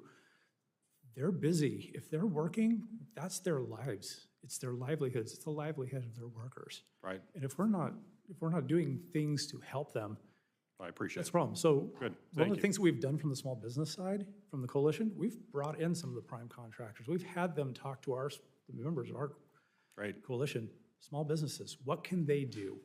Thank you, Mr. Cutler. Thank you. So we want to continue to focus on that. There's no question about it. Mr. Bridenstine, it's great to see you here today. It was certainly a pleasure to work with you in your previous capacity as a NASA administrator. And as you're well aware, in 2020, the President signed the Pro-SWIFT Act into law. I authored this bipartisan legislation to strengthen the nation's ability to predict severe space weather events and mitigate the harmful events. And I appreciate you championing that with me. You were very helpful in getting that bill across the finish line, so thank you. As you know, a space weather event can have implications for power systems, for GPS, other assets in low Earth orbit. And on Monday, the National Weather Service Space Weather Prediction Center actually just recently issued a watch for a potential geomagnetic storm, as you're aware. Continued research is needed to strengthen our space weather prediction capabilities to ensure that we can have these accurate warnings. Unfortunately, the President's budget includes cuts to this funding that could jeopardize these efforts and could have major implications for those communication systems in particular. So my question for you, sir, is could you speak to how NASA's science missions, like the Space Weather Program, play a critical role in our everyday lives? This is non-political, this is straightforward. Why do we need to make sure funding for space weather prediction? There's a lot of different reasons to do it.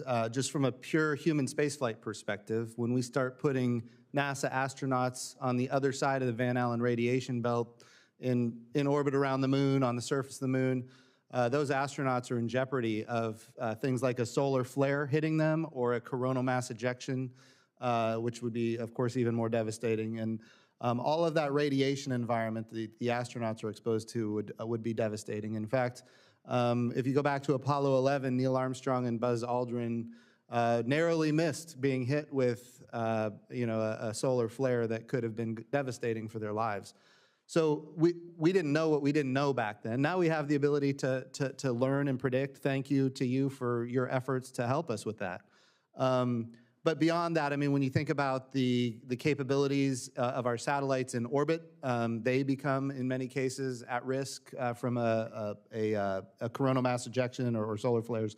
So we need to be able to predict that. We need to be able to respond before, it's not a lot of lead time. We're talking about a matter of maybe 8 minutes or 10 minutes to be able to respond to something like that. But the consequences of being hit with a Carrington event, which was 100 and some years ago now, 140 years ago or so.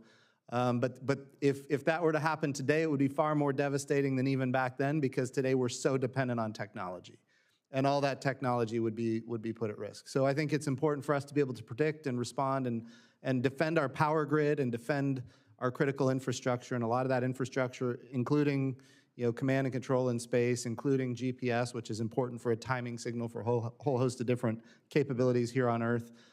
We've got to be able to respond to that. And your bill, quite frankly, was right on point in helping us do that. Great. Well, thank you for that response. I'm out of time, but if you look at the cost-benefit analysis, to cut the relatively small cost and the huge of the program and the cost to society if we don't have the warning is astronomical. So I appreciate your comments. Literally astronomical. Yeah, yes. Astronomical. Yeah. Senator Blackburn. Thank you, Mr. Chairman, and thank you all for being here. Mr. Cutler, I made some notes here. You've got 2,700 suppliers. You were noting impediments and talked about the need for a budget, not having a CR. I'd like to hear more from you in writing, if you will. You said you all are constantly looking at this. What about regulations? What about security clearances? What about test beds? What about other components? And if you'll submit that to me for the record. Oh, sure, absolutely. Thank you so much. Mr. Bridenstine, always so good to see you. Happy to see you back up here. Let's talk about commercial space innovation and that importance, because you look at where we are, you look at where China is. Is there anything that the U.S. should do immediately, that we in Congress should do immediately, that is going to encourage coordination among federal, state, commercial partners in order to advance innovation? Yes, ma'am, that's a wonderful question. In keeping with the spirit of the hearing regarding the moon, I think what we've got to be thinking about as a country is infrastructure. What is the infrastructure we can create that will encourage private investment on the moon, around the moon, that kind of thing? So part of that infrastructure, I think, would be, and Mike Gold has talked about it today extensively, is the gateway. The gateway is designed to be open architecture. It is designed so that the way we do power and communications and data and rendezvous and proximity operations and docking, all of that stuff is standardized so that commercial partners, if they want to build their own landing system that's compatible with it, they can. And in fact, there's international partners that have an interest in doing that type of thing. Okay, and in the 90s, NASA and DOD did a collaboration on the X-37B, correct? Yes. Okay.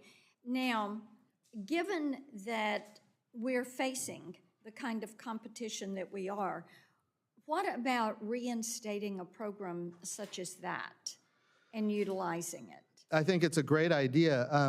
I would say we do have, NASA and DARPA have been partnered on some capabilities in space as it relates to nuclear power in space for a lot of different capabilities, but we need nuclear power in space for sensors. We need, and in fact, if we're going to do directed energy from space, we're going to have nuclear power for that. If we're thinking about Golden Dome and what the future of missile defense looks like. Golden Dome, lunar landers. Yes. You know, those are things I think maybe we need to think differently and revisit some ideas that have worked. Yes. That may open new opportunities. Tennessee had a space grant consortium. They did this with NASA, did it 27 years ago. And it was there to promote space and science education throughout the state. And 15 colleges and universities, 2 not-for-profit organizations. And today the UT Space Institute is one of the leading hypersonic workforce programs in the country. And we love the work that they're doing around Space Force, that they're doing around hypersonics and the testing that can be done at Arnold Engineering. And we think this is something that is beneficial, and it encourages that interdisciplinary training that needs to take place. So talk a little bit about related items of education and how that affects some of the workforce that could go into some of these programs, like the program with DOD and NASA. 100%. So when you're thinking about NASA projects, we find that when we have a university as a leader of a project, you'll have students working side by side with professional engineers in a way that you see a collaboration that is really beneficial to the students. I would also say that in a university environment, you have the scientists side by side with the engineers. So they're making trades in the development of a program early. A lot of times you find that you start going down an engineering path and the science doesn't work, and it gets too late in the program and it results in delays and the cost overruns and everything else. But in a university environment where you've got the scientists and the engineers working together side by side, and you've got students in the mix learning along. And you have students who are not afraid to fail. That's it. Yeah. They are looking for opportunities to try new concepts, and I think that's why UT's program has been so successful. Thank you. Thank you, Mr. Chairman. Senator, I would also say if you look at university-led missions, overwhelmingly they're on budget and on schedule, and that's not always the case outside of universities. Senator Rosen. Thank you, Mr. Chairman. Thank you to all of our witnesses for being here today, and quite a great conversation. But I have real concerns over budget cuts, because we're talking about research, amazing research, scientists not being afraid to fail. That's how science happens, right? Sometimes the failures lead you to a positive result down the line. They tell you something. And so we've seen how NASA's investments in research and innovation, STEM education, they fuel our economy, they strengthen our national security, and actually they're inspirational as they inspire the next generation of scientists, engineers, dreamers, and thinkers, and all of those things. We know what the space program has done for us through the decades. And so I'm concerned about the President's proposed budget cuts to key programs that have long delivered value, well, right here on terra firma, right here on Earth, specifically aeronautics research at the Armstrong Flight Research Center, ISS payload operations at Marshall Space Flight Center, and science missions at Goddard Space Flight Center, just to name a few. So Administrator Bridenstine, can you talk about the potential impacts of proposed cuts to just some of these programs I've mentioned, particularly as we're building on what everyone's been asking about, innovation, scientific leadership, leadership in general, our ability to respond to these challenges, economic competitiveness, aerospace advancement, climate, and national security? Yeah, so I think it is important when we think about, when we think about NASA and the budget that it has, and you think about the size of the U.S. budget, we're talking about now an agency that has less than 1/3 of 1% of the federal budget. And by the way, if you go back to Apollo, it was somewhere between 4% and 5%. So we are significantly smaller as a percentage of the federal government than we were back in the Apollo era. All that being said, not all of that is because of NASA cuts. I want to be clear. A lot of that is because of the growth of government in other areas. And I certainly understand we have a huge deficit problem and we've got a debt problem, and I know that the President is focused like a laser on trying to get control over that. And by the way, I think everybody bipartisan understands that we've got to get control of it. I would also say it's really hard to balance the budget when you're talking about cutting a few $1 billion from an agency that has less than 1/3 of 1% of the federal government. But I would argue with you saying that the economic development, the inspiration, I'm a child of the 1960s and 70s. I watched them walk on the moon. I know people that went into careers because of what they saw, and that still happens today. And so I would argue that there's probably a pretty good return on the investment. But we have a lot of other questions, so I'm going to just try to move on in my 2 minutes, because I want to ask you again about the future, this time of space stations. Because the request for proposals for phase 2 of the commercial low Earth orbit development program, it's expected to define NASA's level of investment and commitment, awarding contracts to 2 or more commercial providers to ensure redundancy and competition for services. That is essential for driving innovation. Competition drives innovation and economic growth. So given your previous role at NASA, again, Administrator, can you speak about the critical need for these providers to be operational before the ISS deorbits? We can't wait to have nothing up there Yes, ma'am. and then hope we're going to get something there. So how do we ensure the timely development and deployment of these systems? I think it's important to note that we need to have space stations that can, in effect, replace the International Space Station. When I say that, I mean space stations that are fully mission capable and have a permanent human presence in space. The capabilities and technologies that come from human spaceflight are significant.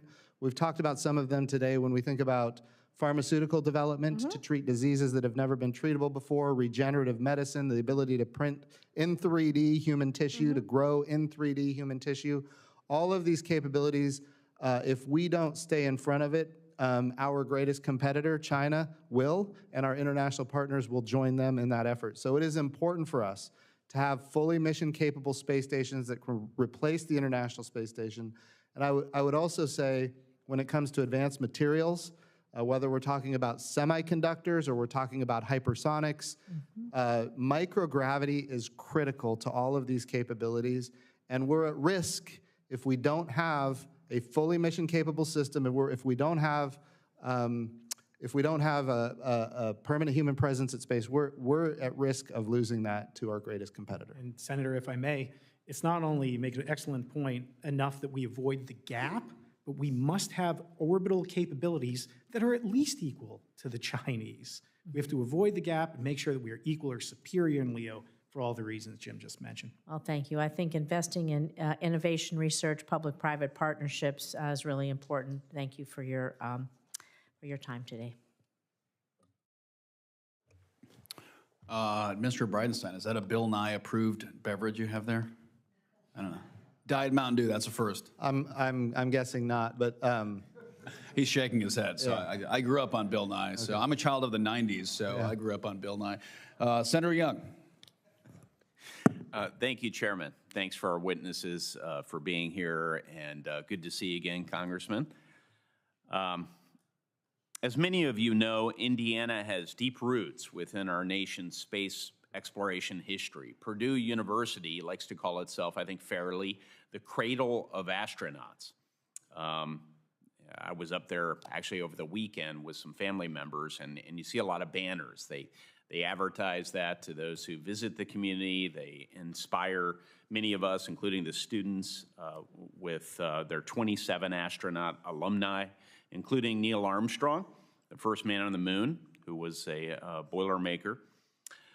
So this is, of course, an effort to boast about my state, but it's also to highlight the opportunities, I think, that many U.S. universities provide to our young scientists and our engineers.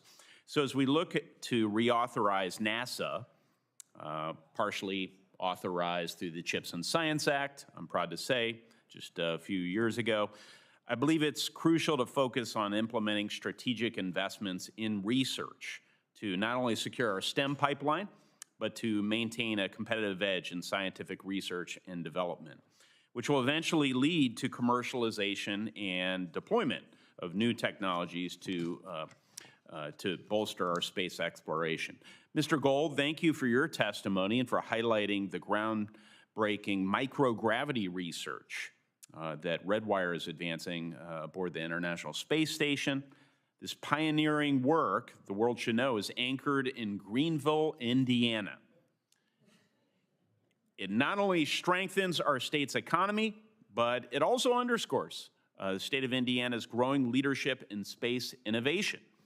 Mr. Gold, could you speak to how space and biotech, also something associated increasing with the state of Indiana, are converging, and share your vision for the future of microgravity research in Indiana and beyond? Thank you so much, Senator. I believe you've been to our Greenville facility and even launches, and thank you for your support. We are at a point where microgravity and pharmaceuticals are coming together in a way that will transform both fields.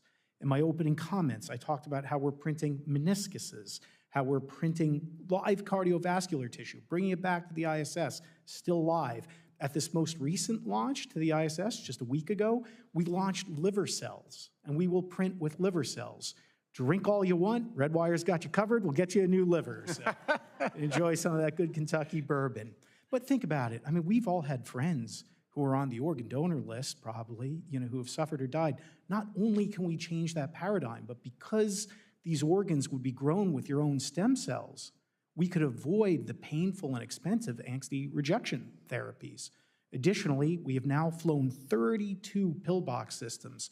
These are growing seed crystals for drugs. Seed crystals are like a sourdough starter kit that we just need to bring down from space, a thimbleful of these seed crystals, and then they lead to drugs that, because in microgravity, the seed crystals form larger, more uniform. We get new versions of drugs, better efficacy, better longevity, and fewer side effects. We partnered with Eli Lilly. We flew a version of insulin. Lilly said those were the prettiest crystals that they've ever seen. This revolution is happening. So let's not turn around now and snatch defeat from the jaws of victory. We are about to move into an even larger facility in Indiana, so I appreciate the support and reassure you that the road to space goes through southern Indiana. Well, it's great. It's a road with many arteries, so let me sort of end by being expansive here and inclusive. I think your testimony here today, Mr. Gold, illustrates how parts of our country that people wouldn't perhaps associate as important components to the space economy are ready to go. And they're on the cusp of achieving some amazing achievements scientifically, engineering-wise, and by extension, that will benefit the economies, regional economies all around the country. So these continued scientific investments through the CHIPS and Science Act, by reauthorizing NASA, et cetera, are critical. And I say that to a lot of my colleagues, but I also want the administration to know it's okay to have a pause on research funding, but unless they present an alternative plan to fund some of these research projects that collectively benefit all of us and are not internalized into individual companies, then we're really going to be missing the boat. I would also say, just to add here, and now I'm over my time, but we do that in the Senate. I would also say that our adversaries aren't slowing down. Now, I received this, so it may be a little choppy here, about 30 seconds before I started speaking, but a little social media post pertaining to a comment that Vladimir Putin just made. This was overheard, as I understand it, by a Chinese state media broadcaster. And evidently, Vladimir Putin walking towards Tiananmen Square for a parade.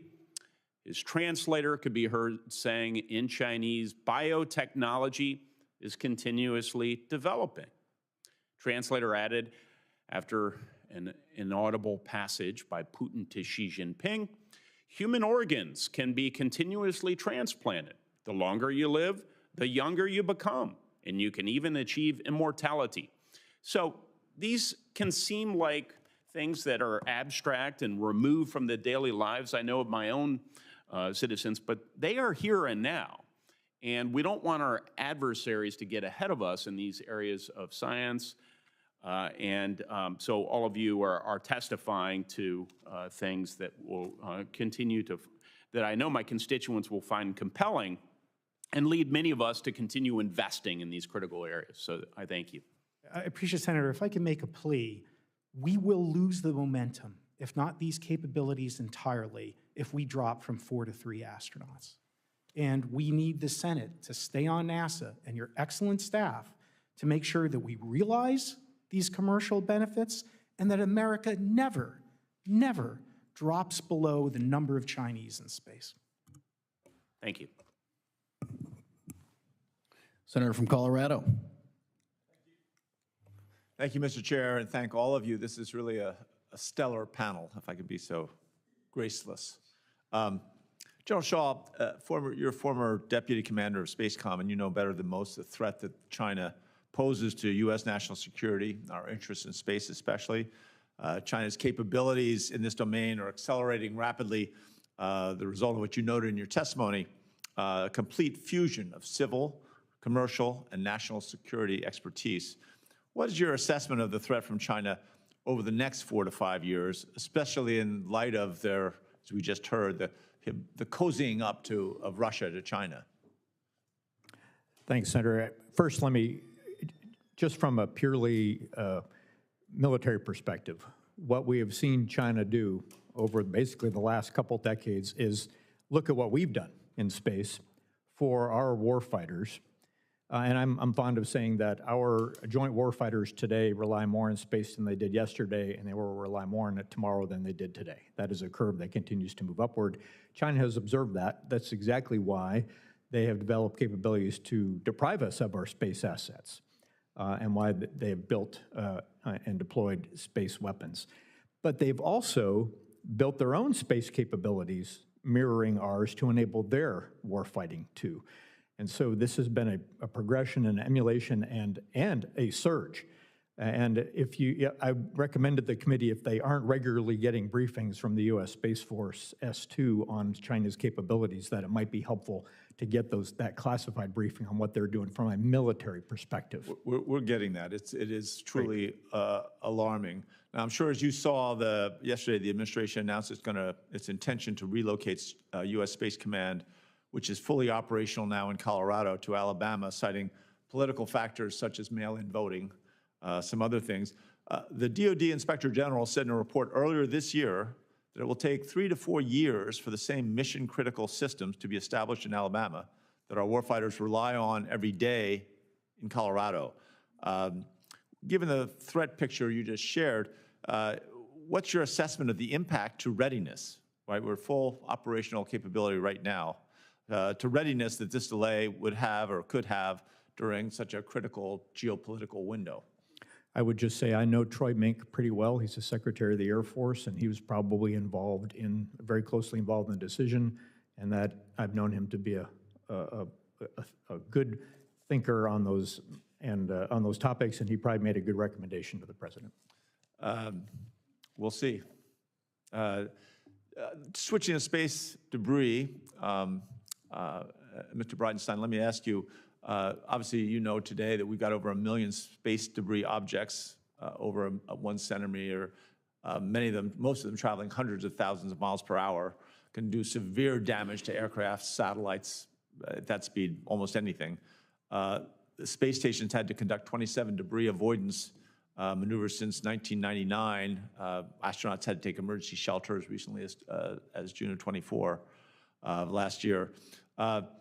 Do you believe it's a national security imperative that the United States develops and demonstrates technologies that can remediate space debris? Remediation boy, that's really hard. I think it's a capability that in some cases makes sense, in other cases maybe not. You mentioned items that are 1 centimeter and bigger. When you're talking about objects that are 1 centimeter and bigger, the cost of going up to space to remediate or bring down something like that it's extraordinarily expensive for the return that you get. If we can see it and we can track it, remediation probably is not the right approach. But the alternative is if you can't see it and you can't track it, you wouldn't know that you need to remediate it. So it is a double-edged sword here. I would tell you the cost is really expensive. I would say what we've got to do is instead of remediate, we've got to mitigate. We've got to make sure we're not putting more debris up there. That too, I agree with that. And then I also think we've got to be able to have space situational awareness, space domain awareness, and we've got to be able to maneuver. I think it's critically important that we increase our ability to maneuver. And I will also say that here's the challenge that we face. We're putting so many satellites into the same orbits. We're talking about tens of thousands of satellites going into one orbit from one company in one country.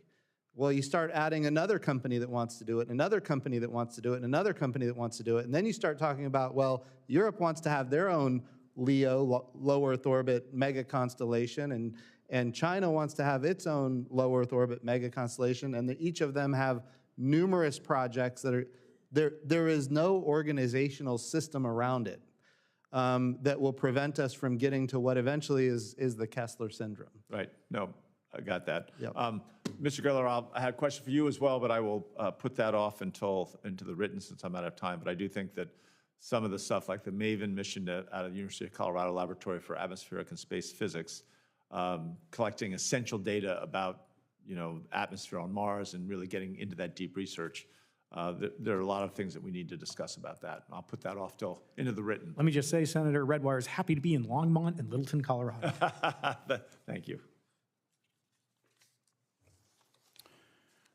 Well, it's my turn, and I actually wanted to be an astronaut as a kid. My dream went to the Naval Academy, which has produced more astronauts than anyone else. Unfortunately, I wasn't smart enough, so I became a senator instead, which I fit in perfectly now here. But Mr.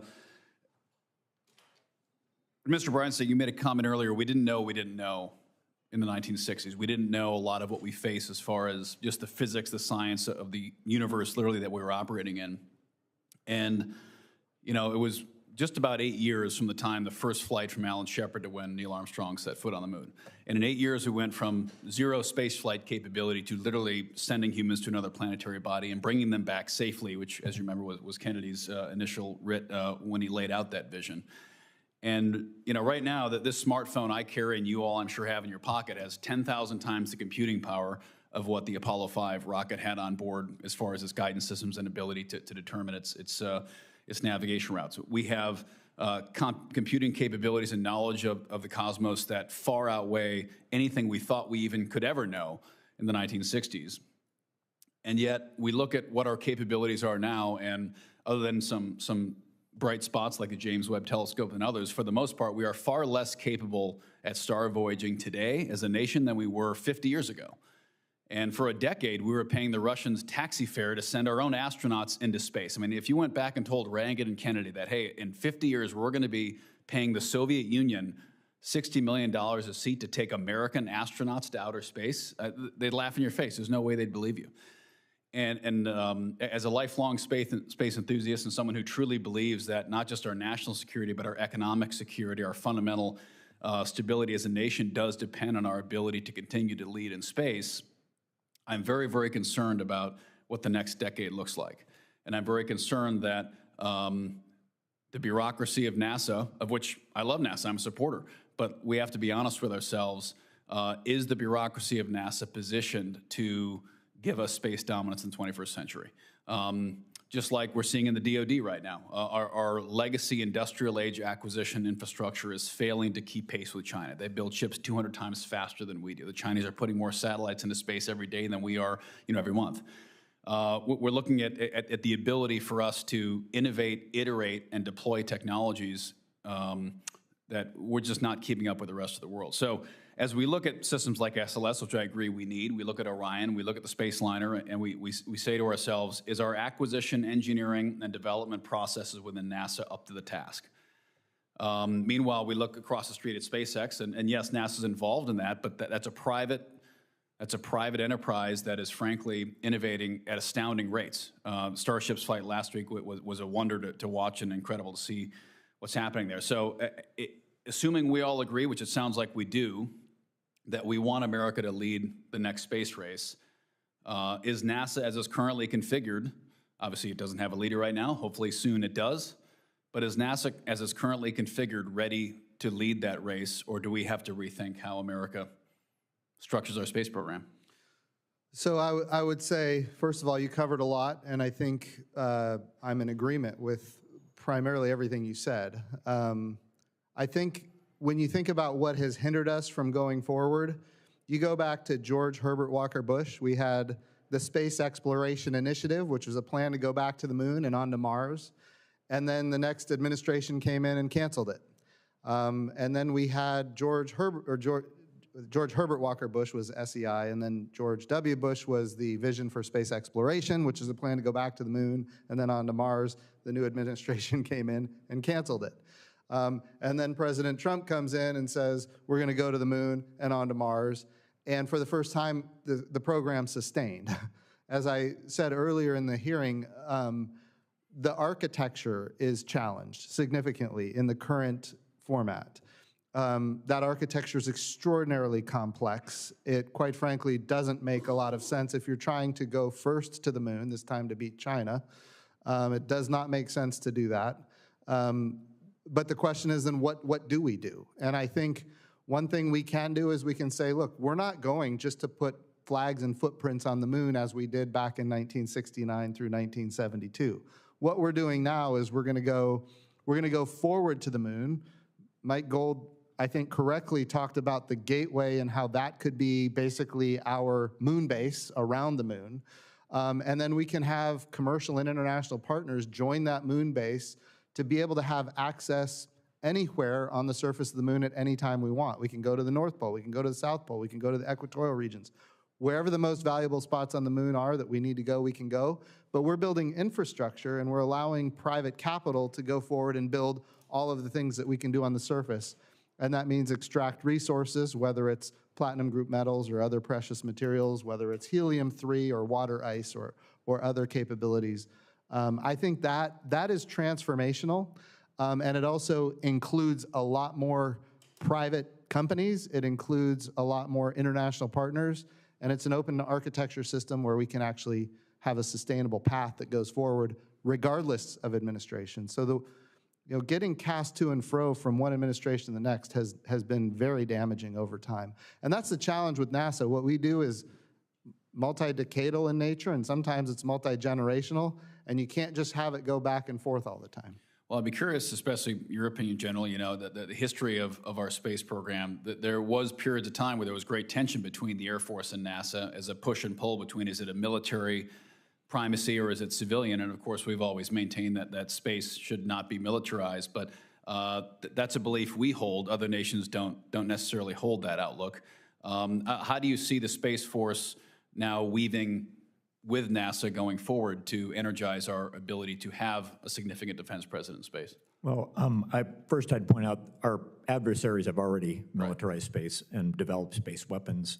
I'd also point out that sometimes is a logical progression in any domain where there's competing resources, competing economic growth, and general competition. So I've always said, when I was in the Space Force, I'll say it today, our mission is predominantly to deter such a space conflict from ever happening.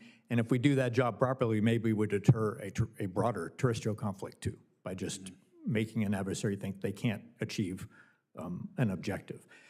As for the future, as I said in my opening statement, I don't think we've ever could envision that we would do exploration, economic growth without some sort of security measures around that for confidence, to ensure that we have transparency so that people want to invest. They're incentivized to do so in an environment that shows promise and shows security, as opposed to a Wild West scenario that might be dissuasive.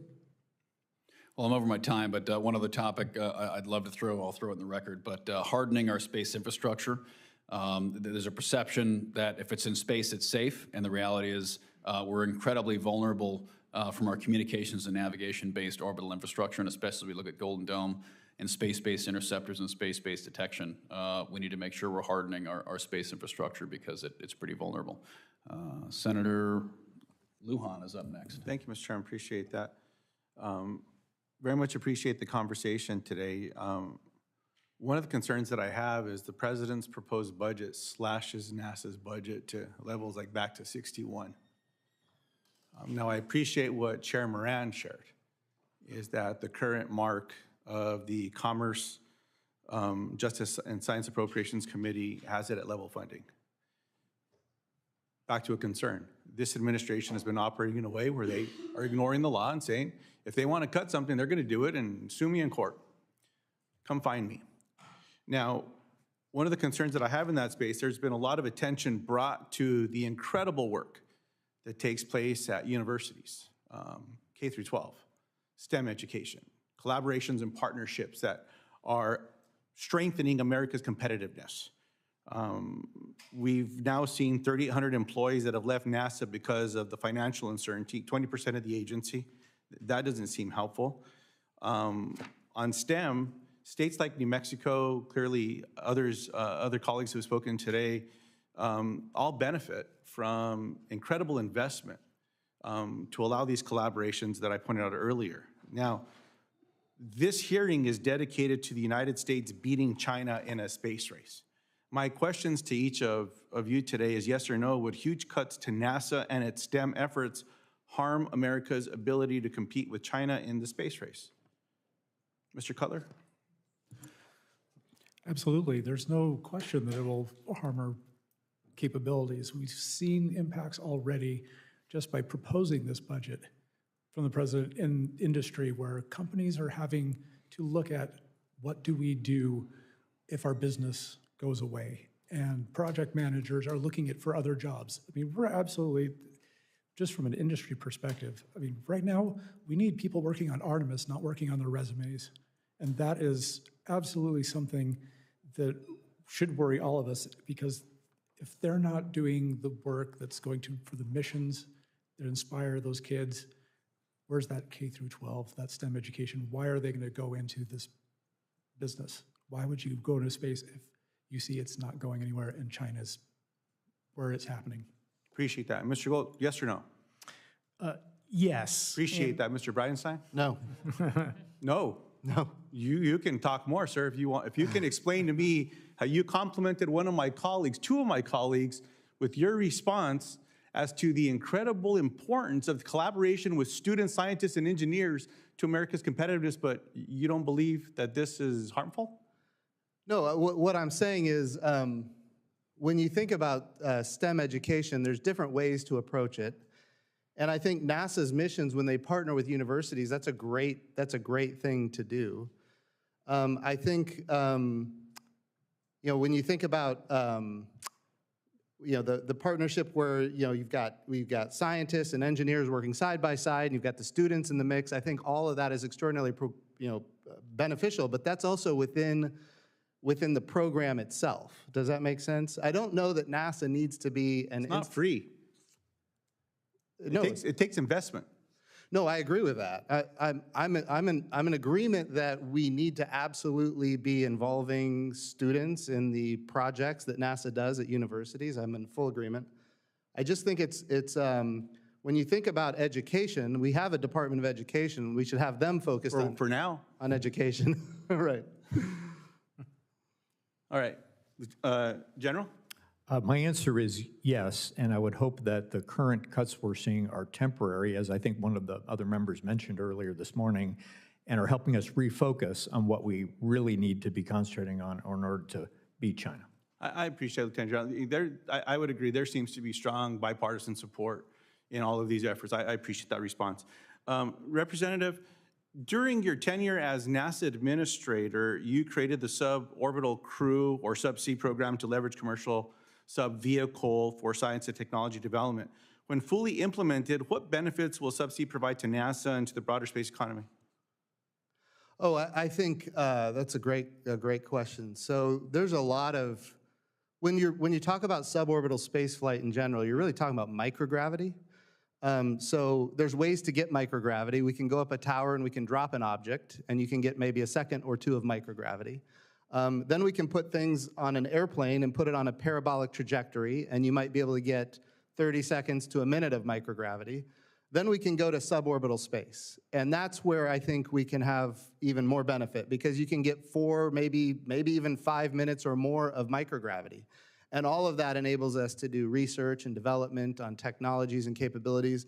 And then if all that works, then you send it to the International Space Station, or you send it to commercial space stations. You put all that together. And just a sidebar of that, if that program was cut, how would the United States be ceding ground to China?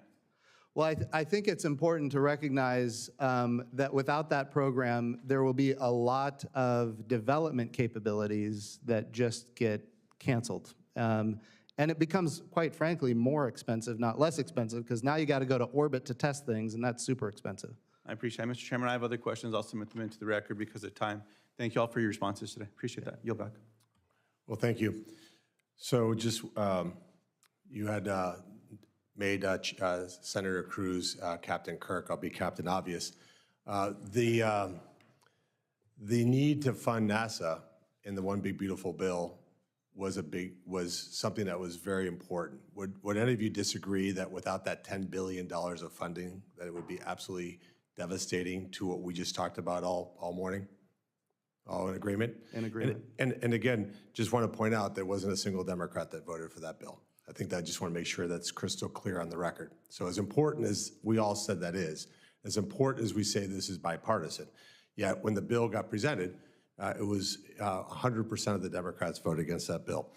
Let me just also say that when we talk about sequencing, how do we get to the moon? How do we get there before China does? I'm still the optimist. I think we can get there before China gets there. And there's sequencing that has to happen. Something has to happen before something else. And if we're going to have moon exploration, Mr. Cutler, you're going to be in Ohio next week. I'm sorry, I will miss you there. I'm sure you're going there because you're going to celebrate the massive victory of Ohio State versus Texas. But while you're celebrating that victory, talk about the importance of nuclear fission and the importance of really developing that program. Well, first of all, I'm sure they're still celebrating. They've got a week, so it's great. I think, you're talking about nuclear fission. This committee, this Congress, has been supportive of all forms of nuclear, like if you're looking at propulsion, NTP, nuclear electric, it's something that we absolutely, if we want to open up our exploration of going beyond the moon, going to Mars, going even farther in the universe, we need to have better propulsion. This is something that we need to be working on. So the benefits, absolutely, there's only so much you can do with chemical propulsion. And if we want to really sit there and send ourselves out into the universe, we need to do something different. Now that's, nuclear fission, you've got that surface power. You need that too for the moon. Astronauts are going to plug all that, you go home, plug all your stuff into the wall to recharge. It's going to be the same on the moon. You're going to need power. This is technologies that we should be working on and through this committee have been supporting for years, and we need to kind of up our game on that. It needs to be worked on, and it's absolutely critical. And I saw you earlier talk about Secretary Duffy, Administrator Duffy, depending on what hat he's wearing, put some serious resources behind that. Absolutely. And where would you say is the center of excellence of nuclear fission for space power? Well, the only answer is Cleveland. I know that when you're going nuclear electric, Cleveland is where you go. There you go. Make sure that that's highlighted in the record. So in terms of, Lieutenant General, back to you, the coordination between the military and NASA, how important is it to us to really take that to the next level, to really get this done and to compete with China?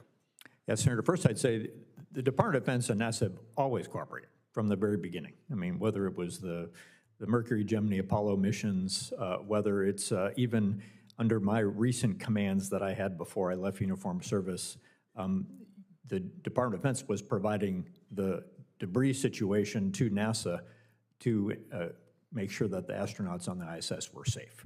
And we actually had NASA representatives in the Operations Center at Vandenberg Space Force Base, where I was the commanding general, that watched that continuously, communicating with Houston and letting them know if a maneuver would be necessary for the ISS.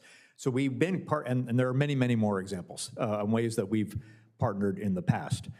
Those will only become more important as we look to put a permanent human presence in the lunar environment, as I expect there will be parallel efforts for commercial capabilities in the lunar environment that may or may not involve humans, but they're going to do the sorts of things that some of my panel members have mentioned here before. And it's not just the lunar environment, it's the entire Earth-Moon system. Again, you don't get economic growth without security as well. And I do think as the Space Force matures, in addition to all the things it needs to do today to enable terrestrial warfighters and protect our capabilities in space, it's also going to involve a mission that provides awareness of hazards, awareness of threats, and a transparency in space that enables all of these activities. We're going to see that happen. It's happened in every other domain. The U.S. Navy and U.S. Coast Guard have done it from the very beginning in the maritime domain. You will see the U.S. Space Force do it in the future. That's right. And obviously, taking that to the next level is critically important. And I'll wrap up the last question with you, Mr. Bridenstine. When you were the NASA administrator, you visited a lot of places. What was your favorite place that you visited while you were NASA administrator? There's only one answer there. Cleveland, also. Ohio. Cleveland is the right answer. Perfect. That's good. And if you could end with us, how important is it for us to unleash the private sector? Because we talked about a lot about competing with China. Yeah. And certainly, China is a model. It's not the model I choose. It's not the model we would ever want to replicate. And I think the advantage we have is that we have this strong, thriving private sector. How do we really integrate that to accomplish the mission that we all want? I think that's a great point and a great question. I think we've got to, as an agency, NASA needs to build infrastructure that the private sector can see how they plug in and benefit from it. And then you get these naturally forming public-private partnerships. For example, the Gateway, if they can see themselves plugging into the Gateway, they can utilize it. They'll make investments to do that. When I was at NASA, we created commercial low Earth orbit destinations. Of course, that's a capability to replace the International Space Station. We created commercial lunar payload services. That's a way to get landers to the surface of the moon.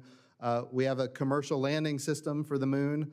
I will tell you that the architecture for that is extraordinarily strained, but I think it's an important capability, and we need to have as much commercial as possible. I will tell you that when it comes to commercial, we've got to make sure, and I said this a lot when I was at NASA, the only thing worse than a government monopoly is a private monopoly that the government is dependent on.